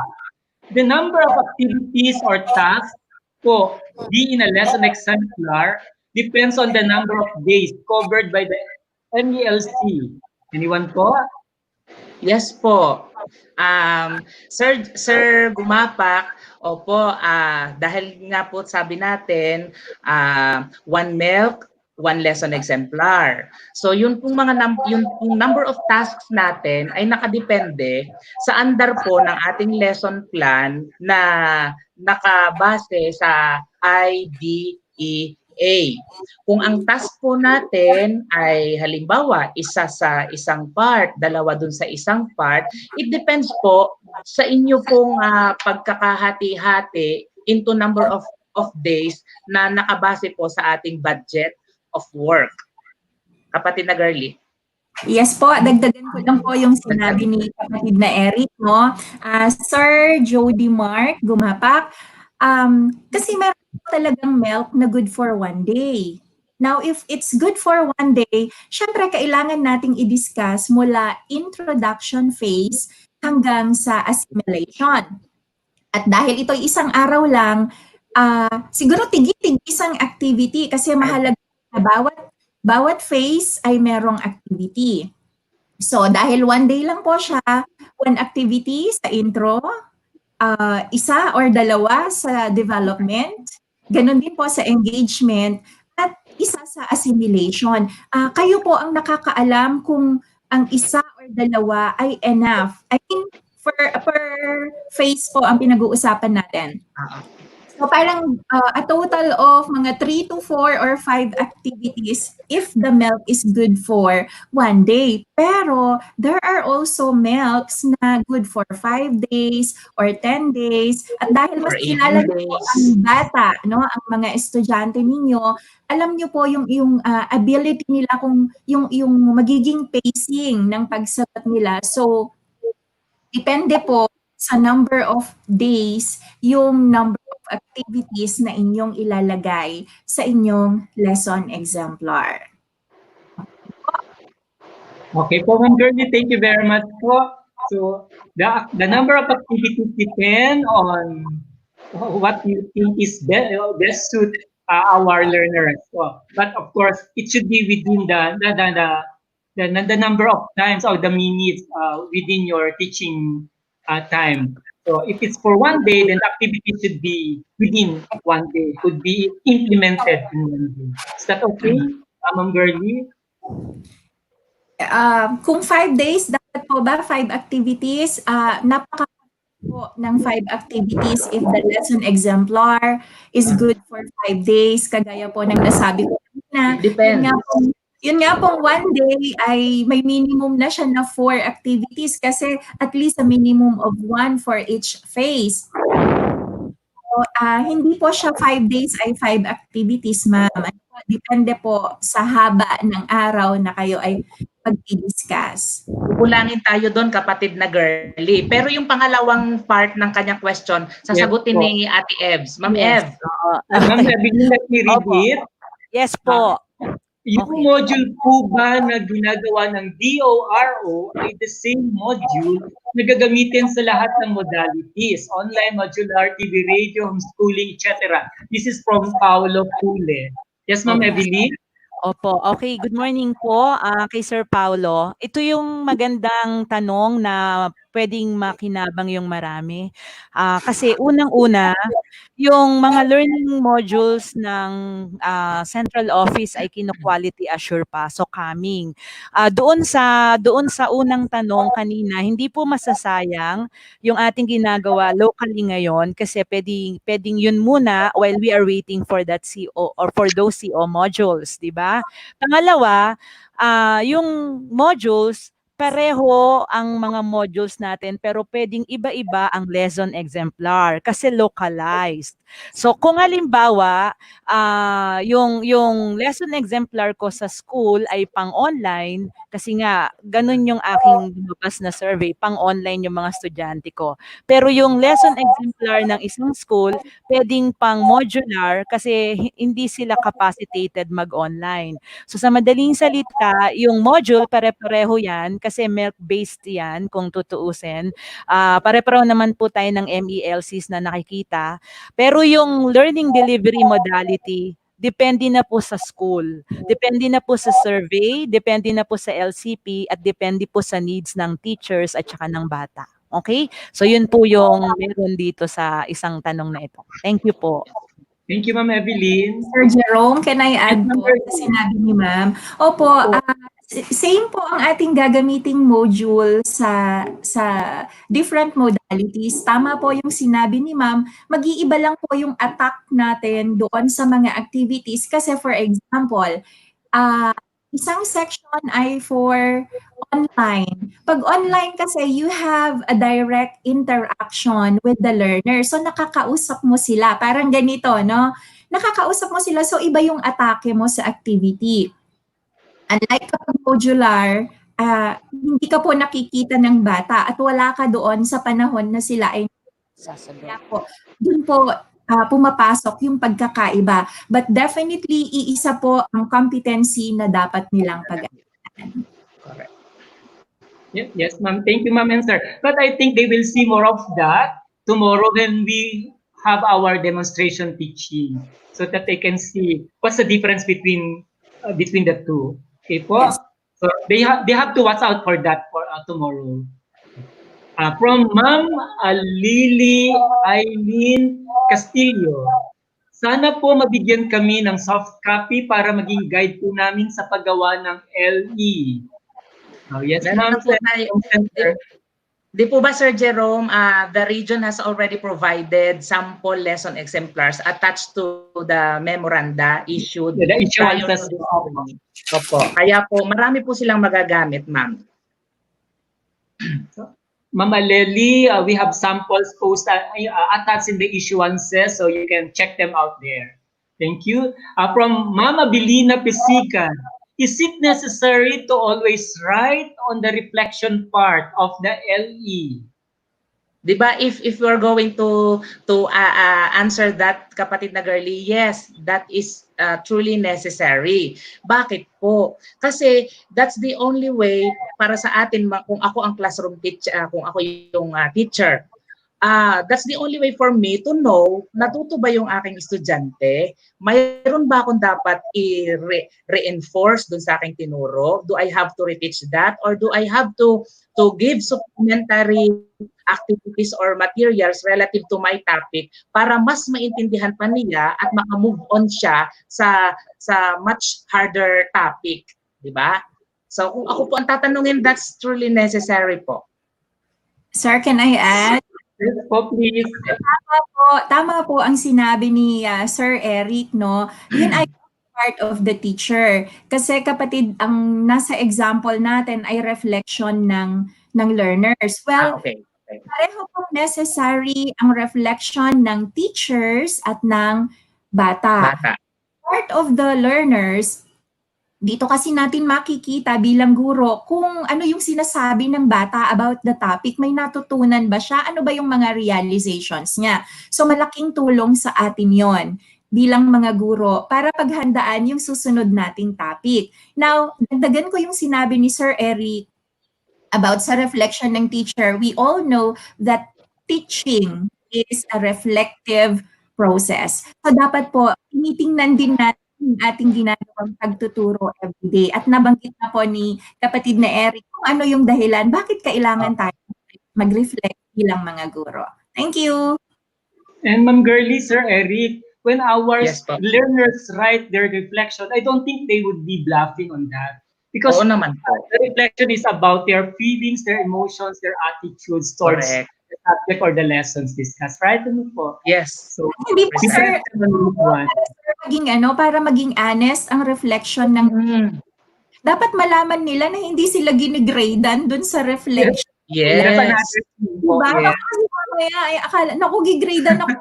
Sinabi kong hindi ko naintindihan, baka mababa ang grade ko. So, dapat kahit di ko naintindihan, sabihin kong naintindihan. So, dapat po malinaw sa kanila yon. Diba kapatid, that reflection part serves as the freedom wall. Diba? The freedom wall for the kids or for the learners. Di ba? Yes. Yes. Correct, sir. Yes. Thank you for that. Mga ma'am and sir, ask ko lang po ang lesson exemplar ng kinder. Di po ba ang sa kinder may blocks of time? Sa atin po ba na IDEA exemplar, ipapasok din po ba ang blocks of time sa bagong IDEA exemplar? This is from Ma'am Ronaline Caringan. Anyone po? Ma'am, sir? Actually po, may sample po tayo doon na naka-attach po sa memo. Since we are already in the new normal, di medyo mag-a-adjust po tayo, kapatid na Ronaline Caringal. Kung dati po ay atin pong ipinapasok completely from reading time to big group activities, small group activities, story time. Ipa-follow na po muna natin ngayon, mag-idea na muna tayo based po, I just don't know kung nakita nyo na po yung sample attached po doon sa ating 296 at saka yung newest version, yung 306 po natin. Kapatid na girly, di ba? Yes. Ma'am Ronaline, check memorandum 296 and 306, regional memorandum 296 and regional memorandum 306 for samples for kindergarten classes. We have to follow. From sa Rigor Badiola, sa music po may milk na 8. Open close parenthesis, sings self-composed melodies. Paano ito gagawin sa mga bata na modular or print lang ang available modality and from far-flung areas? Concrete example po sana. There's moms. Gusto mo sagutin, kapatid? Sige, sagutin mo. Parang ano. Sige. Sige, kapatid. Sir Rigor Badiola, thank you po sa tanong ninyo kasi alam po namin tanong ng marami yan. Doon po sa demo teaching na sinasabi ni Sir Jerome, ay makikita nyo po yan. Pero sige po, total nandito, nasagutin na po namin. Actually, pwede po tayong, pag talaga pong gagawa natin ng paraan, ay kakayanin. There's no other way out. You may Ito na po, yung mga posibleng gawin natin. Ang mga teachers naman po ay may cellphone, at sana po may cellphone din ang bata. Kaya lang siya hindi po online, kaya lang pinili niya ang modular dahil wala pa silang internet.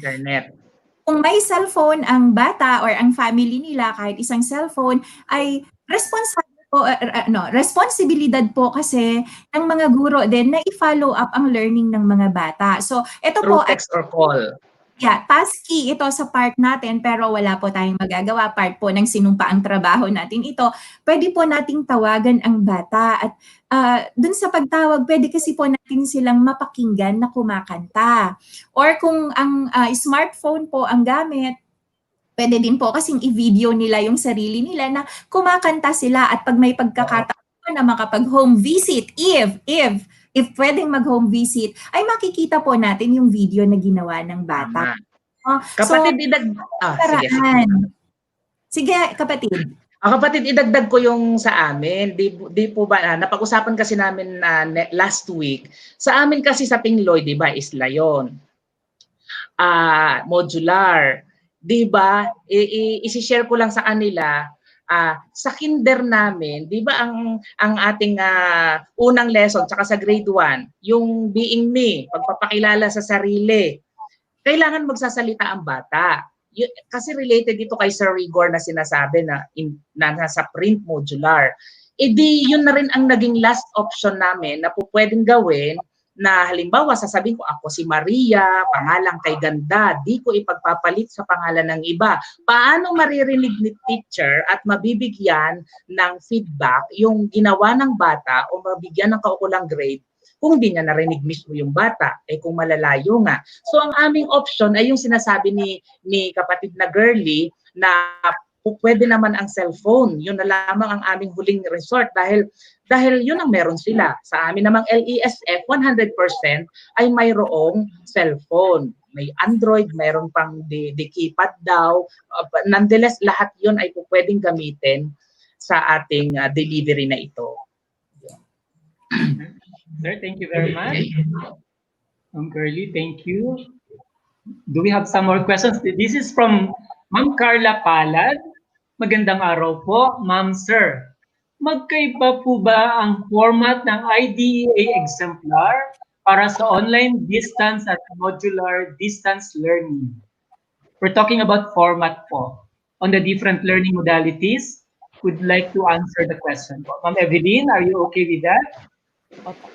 Okay, hindi po magkaiba. Dun lang siya papatak sa kung anong learning modality ang gagamitin mo because of that particular school, section, o kaya group of students. Ano po? Correct. Ayan. Thank you very much, Ma'am Evelyn. So we have only one format for all the IDEA exemplar in all learning modalities. So let's out for that. From Ma'am Gemaline Eguia, from the sample LE presented a while back, objectives were also presented aside from MELC. Are objectives also presented in DOW, or are we going to formulate our own? I know you're experts here, Ma'am and Sir. Please do answer. Okay. Sir Jerome, para po sa inyo, Ma'am Gemaline Eguia, uunahin ko muna po, magkaiba po yung ating BAW at yung ating MELC. Sa BAW, di ba, nakikita natin yung budget ng kung ilang araw ituturo ang isang particular na competency. Yung MELC naman po ang ating in-identified as most essential learning competency. So magkahiwalay siya. Ngayon, sa tanong po nila, from the sample learning exemplar kanina na present ni kapatid na Girly, ang objectives daw po ay were presented aside from the MELC. Mayroon po kasi tayong mga unang-una, ang teacher po kasi talaga ang gumagawa ng objective. In that particular sample ni kapatid na Girly, which she will be elaborating later, ay mayroon po kayong nakita talaga na objective. Hindi po namin itatanggi yon. Those are specific objectives anchored on the MELC. Kinuha o hinalaw doon. Kung itatanong niyo po sinong gumawa, si teacher po. Saan po nanggaling yung MELC? Di dun po sa list provided by the central office. Ayun po. So, kapatid na Girly, would you like to elaborate our sample plan a while ago? Oo, kasi doon po sa sample na format sa ating RM 296 kapatid. 296.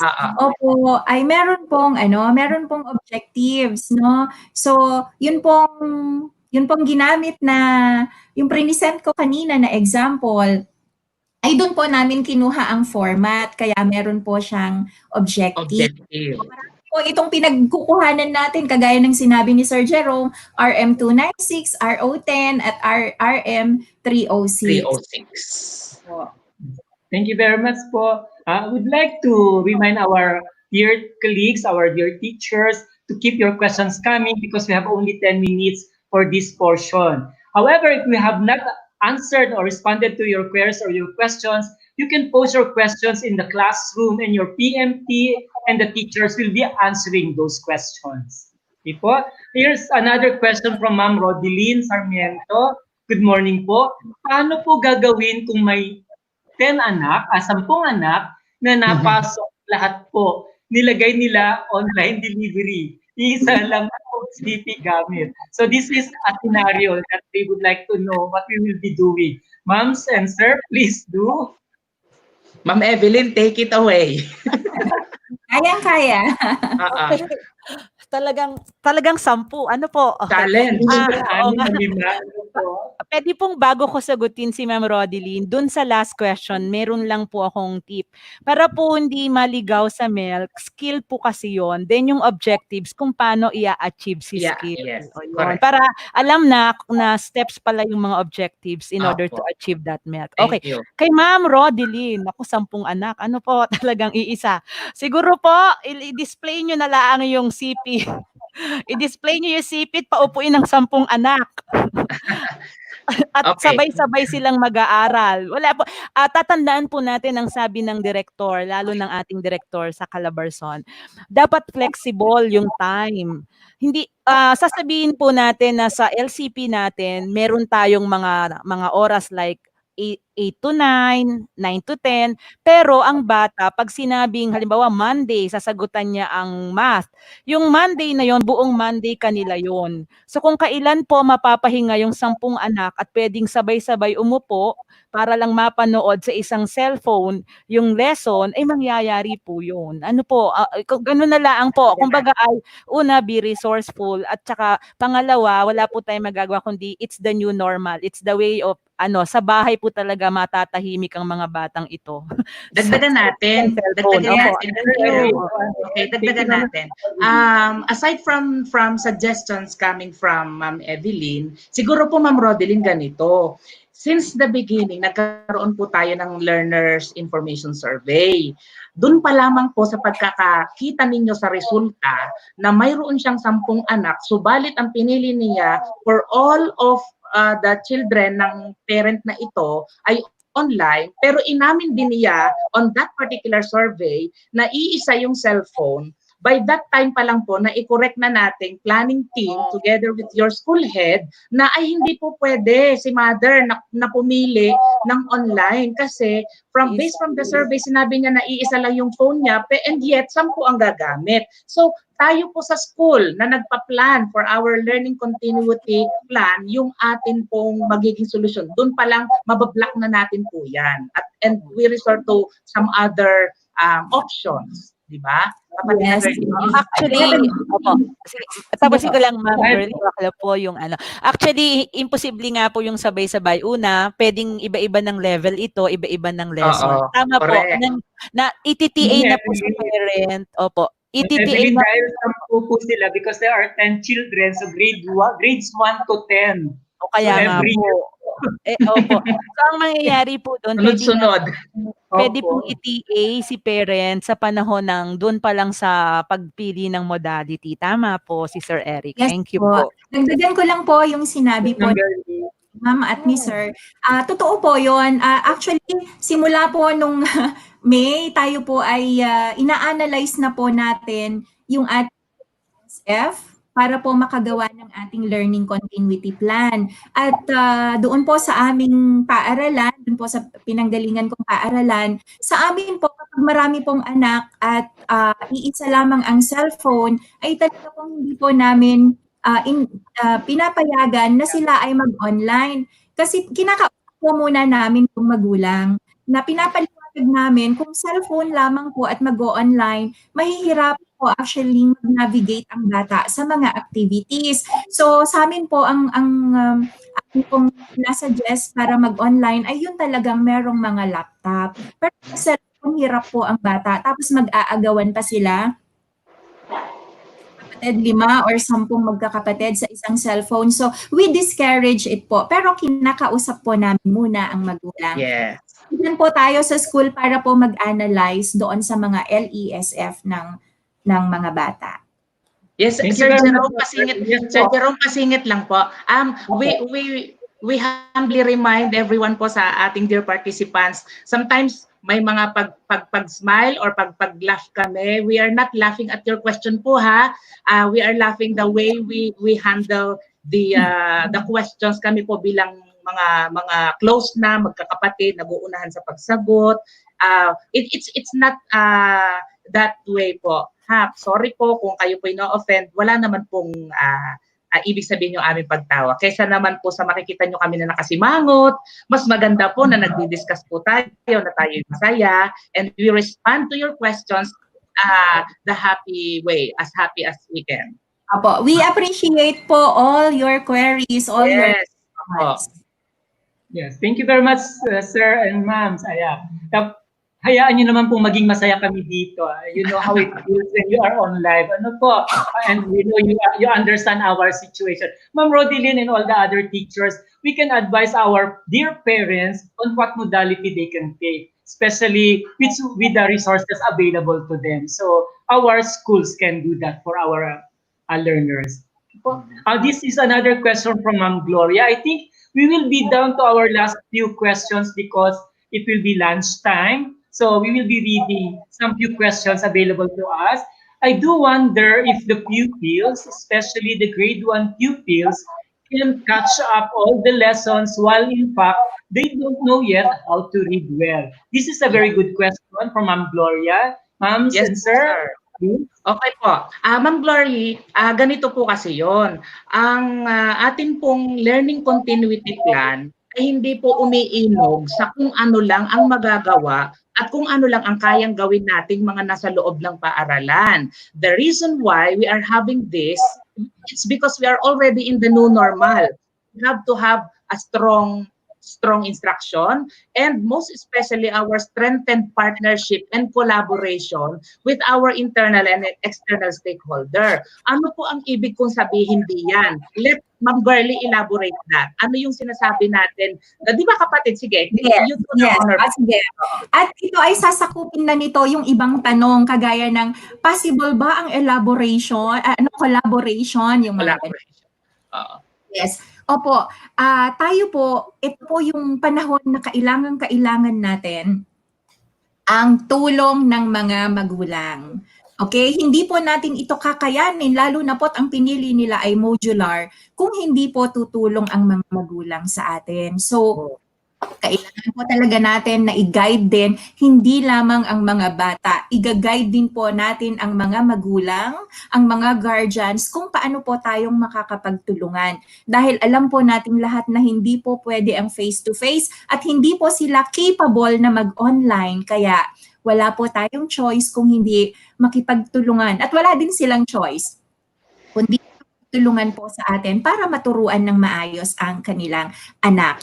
Okay, yun po. Sige kapatid, concrete example sa amin sa Tingloy, sa aming other program na Inay Ko Guro Ko, which nakuha ko sa aking former district na Rosario District, dinala ko yun sa Tingloy, kung saan during their free time tinuturuan ng mga parents yung kanilang mga anak to read and write and multiply and so on. Kung nagagawa namin sa aming face-to-face, ay bakit hindi magagawa lalo ngayon ng parent? Sila na mismo yung magkakasama sa loob ng bahay. Hindi na sila lumalabas. Kaya possible po yun na we make partnership with the parents at kung ano man po ang ating ile-lesson. Siguro po mas maganda, alam din nila ano ba yung ituturo sa bata para mas mapagtuunan din nila ng pansin at makapagbigay sila ng ayuda. Yes po. It is about time, it is high time, my dear friends, Ma'am Gloria, that parents should understand that this is a shared responsibility. The education of our children is a shared responsibility between and among teachers, administrators, and of course the parents. So we do understand that in this situation, we have to know that we have to help each other with this. Okay po? I think we are now down to our last two questions. If there are still questions. Apo. Ma'am Fleda Mandigma, this is a question. Good morning po regarding SPED po. Ask lang po kung kasama po kami sa gagawa ng exemplar. If yes po, paano po kami gagawa kung wala po kaming milk na pagbabasihan? Salamat po. Question po. Pwedeng ako, sir? Ayan, opo. Sa naintindihan ko po, with our meeting with Sir Hob last time, wala pa nga pong available na MELC ang SPED. Same with STE. So ang pinapagawa po ngayon ay kung ano yung available na textbooks or learning modules meron sila, gagawa ka ng learning packet, pipiliin mo yung mga competencies na pwede lang gawin sa loob ng bahay. Yung hindi pwedeng gawin sa loob ng bahay requiring for an output na nasa labas ay ipapark. So, hindi mo na siya itatakel. So, doon sa learning packet na yon, so yung matitira doon ay yung mga learning competencies na galing sa available textbooks and modules na ginagamit na ng SPED, okay, and STE for example. At yun ang gagawing ituturo sa buong panahon ng nagkakaroon tayo ng pandemya. Okay? So, ito po na gagawa din po kayo ng lesson exemplar. Yun nga lang, galing sa learning packet. Ang Ma'am Evelyn, competencies, yes po. Di ba Ma'am Evelyn, siguro hindi natin masisisi ang central office na walang na-identify na milk, especially made for for SPED kasi nga po, nakikita naman talaga natin at ang nagdudumilat na katotohanan na lahat ay most essential sa mga batang ito kasi they really need very, very special attention. Kaya hindi po natin masisisi, ba't po kami walang milk, bakit kayo lang? Kasi nga nakikita natin lahat naman talaga essential. Ano pa, yun. Kaya nga tama yung sinabi ni ma'am, pipili na lang po tayo na sa palagay natin ay the best. Possible So, din po working na sila, kaya lang talagang siguro yung time. Opo. They would just like to clarify probably. So, ma'am, if pleda with or without the issuance of the MELC, teachers of SPED will be doing or writing their IDEA exemplar. And because that will be good for all teachers. Dito ba? Okay po. I think we are down now to our very last question for this session. Before that very last question, gusto ko lang pala pong ano yung nag-PM sa akin kanina, shout out kay Sir Abel, Ariel Abel ng Lipa City.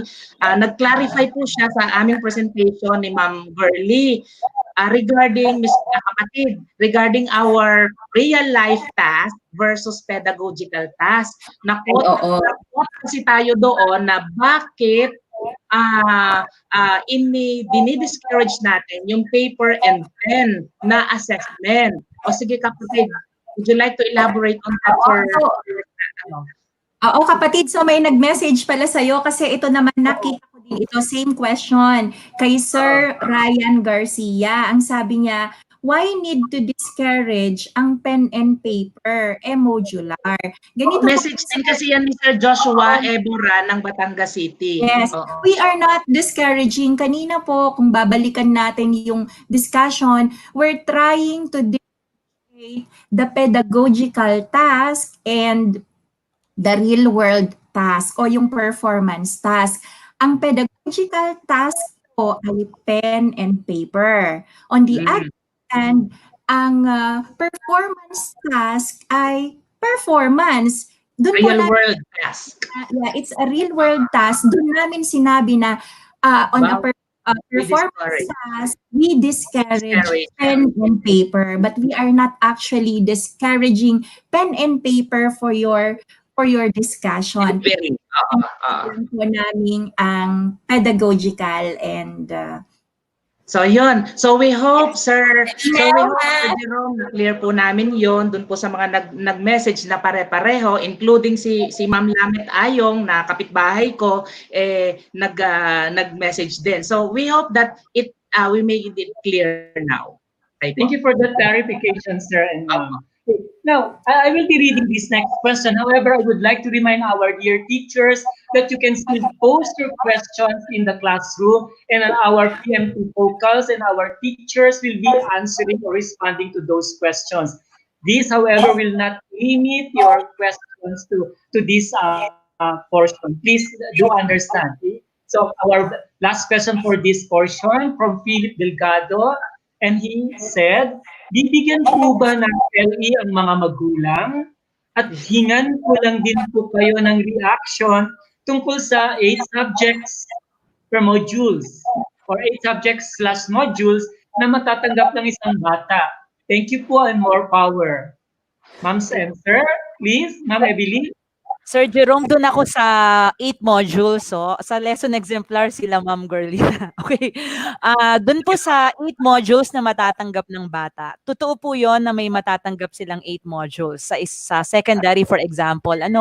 Kaya lang, nasa LCP po ng school, ng paaralan, kung gagawin niya itong shifting. Halimbawa po, 3 times a week mo lang hahawakan yung 4 na modules. Tapos, another 3 times a week para doon sa 4 pa uling modules. So, nasa scheduling po. Kasi ang LCP po, talagang nandun lahat ng gagawin mo. Plano po kasi yun eh. So, malinaw, even the clustering of students and even the scheduling para hindi po mataranta tong mga batang to. And take note, ang isa pong module ay hindi isang linggo, kundi napakaraming araw na mananatili ang isang module. Ang 40 pages, imagine niyo isang quarter. Sample lang po, kung isang quarter yon, 3 months yon. So yung 40 pages yes na yon, isang 3 months, isang quarter. Sa palagay ko naman po ay talagang ma-absorb niya yung gustong ituro ng mga modules na iyon. So nasa LCP po, nasa galing ng LCP ng isang eskwelahan ang mga 8 modules ninyong sinasabi. Okay? Thank you po. Tapos yung pong first, Ma'am Evelyn, yung and pong Evelyn first part ng also. question, kapatid na girly, bibigyan daw po ba ng lesson exemplar ang magulang? Definitely no po. Kasi tayo naman po mga teachers ang gumagamit niyan. Ang sinasabi po namin kanina, all we need to do is to make a strong partnership with the parents, but not necessarily giving them the task na tayo naman po ang dapat na mayroon. Ano po? Siguro, ipaliwanag lang natin sa part po na ganito, baka po pwede pa-assist po ang inyong anak on writing or on coloring na hindi lalampas sa line, etc. But not necessarily giving them the LE. They would not understand that probably. Ang lesson exemplar, kapatid, ang lesson exemplar na ginagawa ng mga teachers ngayon, ang makakakita lamang dapat niyan pag yun ay in-inspect or chinek, ay ang kanilang head teacher o kaya ay mga principal. Pero hindi Actually, po, oo. Actually, kapatid, di ba? Oo, kasi plan po natin yun. Plan natin. Kino-comment ni Inay Benny yung lesson exemplar na sinend mo. Kapatid na girly. Sir Jerome, konting-konti lang po kasi mayroon lang po gustong banggitin na si Inay Benny Gutierrez po ng San Carlos Elementary School ng Rosario, Batangas, at syempre si Ma'am May Bernardine Atienza Romano kasi po tumulong po. They assisted us nung mga panahon na kami ay naghahanda ni Sir Eric. Kaya napakalaking tulong po. Inay Benny at Mayang, thank you. Okay. Thank you po, Inay. Mayang. One last sharing, Sir Jerome, maiksing-maiksi Yes po, lang. Ma'am Evelyn. May na-catch yung aking mata tungkol sa enabling competencies. Huwag po kayong mag-alala sa mga MELCs na walang kasamang enabling competencies. Kung wala po, ay wala. Ibig sabihin, wala po silang prerequisites. Hindi na po tayo gagawa pa. Okay? Hindi na po gagawa ng enabling pag wala. Okay? Thank you Thank you po. so much, Ma'am Evelyn, for highlighting that. Kasi tanong yan ni Ma'am Feli Reyes ng Rosario at Aji Marasigan. Tanong po nila yan. At saka ni Sir Jed Cabela, hindi ko na po sila pinag-isa-isa kasi related naman ang question. Okay. Thank you very much po. Ma'am Girly, Sir Erickson, and Ma'am Evelyn, we are being asked, do we have assignments to be posted in our classrooms? All they need is to prepare for the writing of their exemplars po. Opo, yung akin naman po ay makikita ko rin dun sa kanilang mga sample exemplars na ipapasa. Kasi kung meron dong makakakatch ng tutorial video, di swerte po, makikita doon. Okay po. Again po, we would like to remind our dear teachers and participants that you can still post your questions in the classroom and we will be responding to those questions later on. At the moment po, we will be looking at your questions in the classroom, but not in this portion anymore. So we appreciate all your questions and all your queries and all your comments and suggestions. Thank you very much, dear teachers. And we would like to thank Ma'am Girly for being with us, Sir Eric and Ma'am Evelyn. Thank you for being with us in this portion. And we will be seeing each other again in the next sessions. We will see you. Thank you. Thank you po. Thank you po. Thank you. Enjoy your lunch. Kain na po tayo. It's 11:59. Hello, can you hear me? Hello? Yes, Sir Jerome. Hello, I'm sorry. Naririnig po kayo, sir. The connection went out in the laptop. So I think I have my tablet. So my dear friends, thank you very much again for your participation. We would like to see you once more tomorrow for your last day of this online training. My dear friends, thank you very much. Enjoy your day, enjoy the day, and God bless everyone. Happy lunch.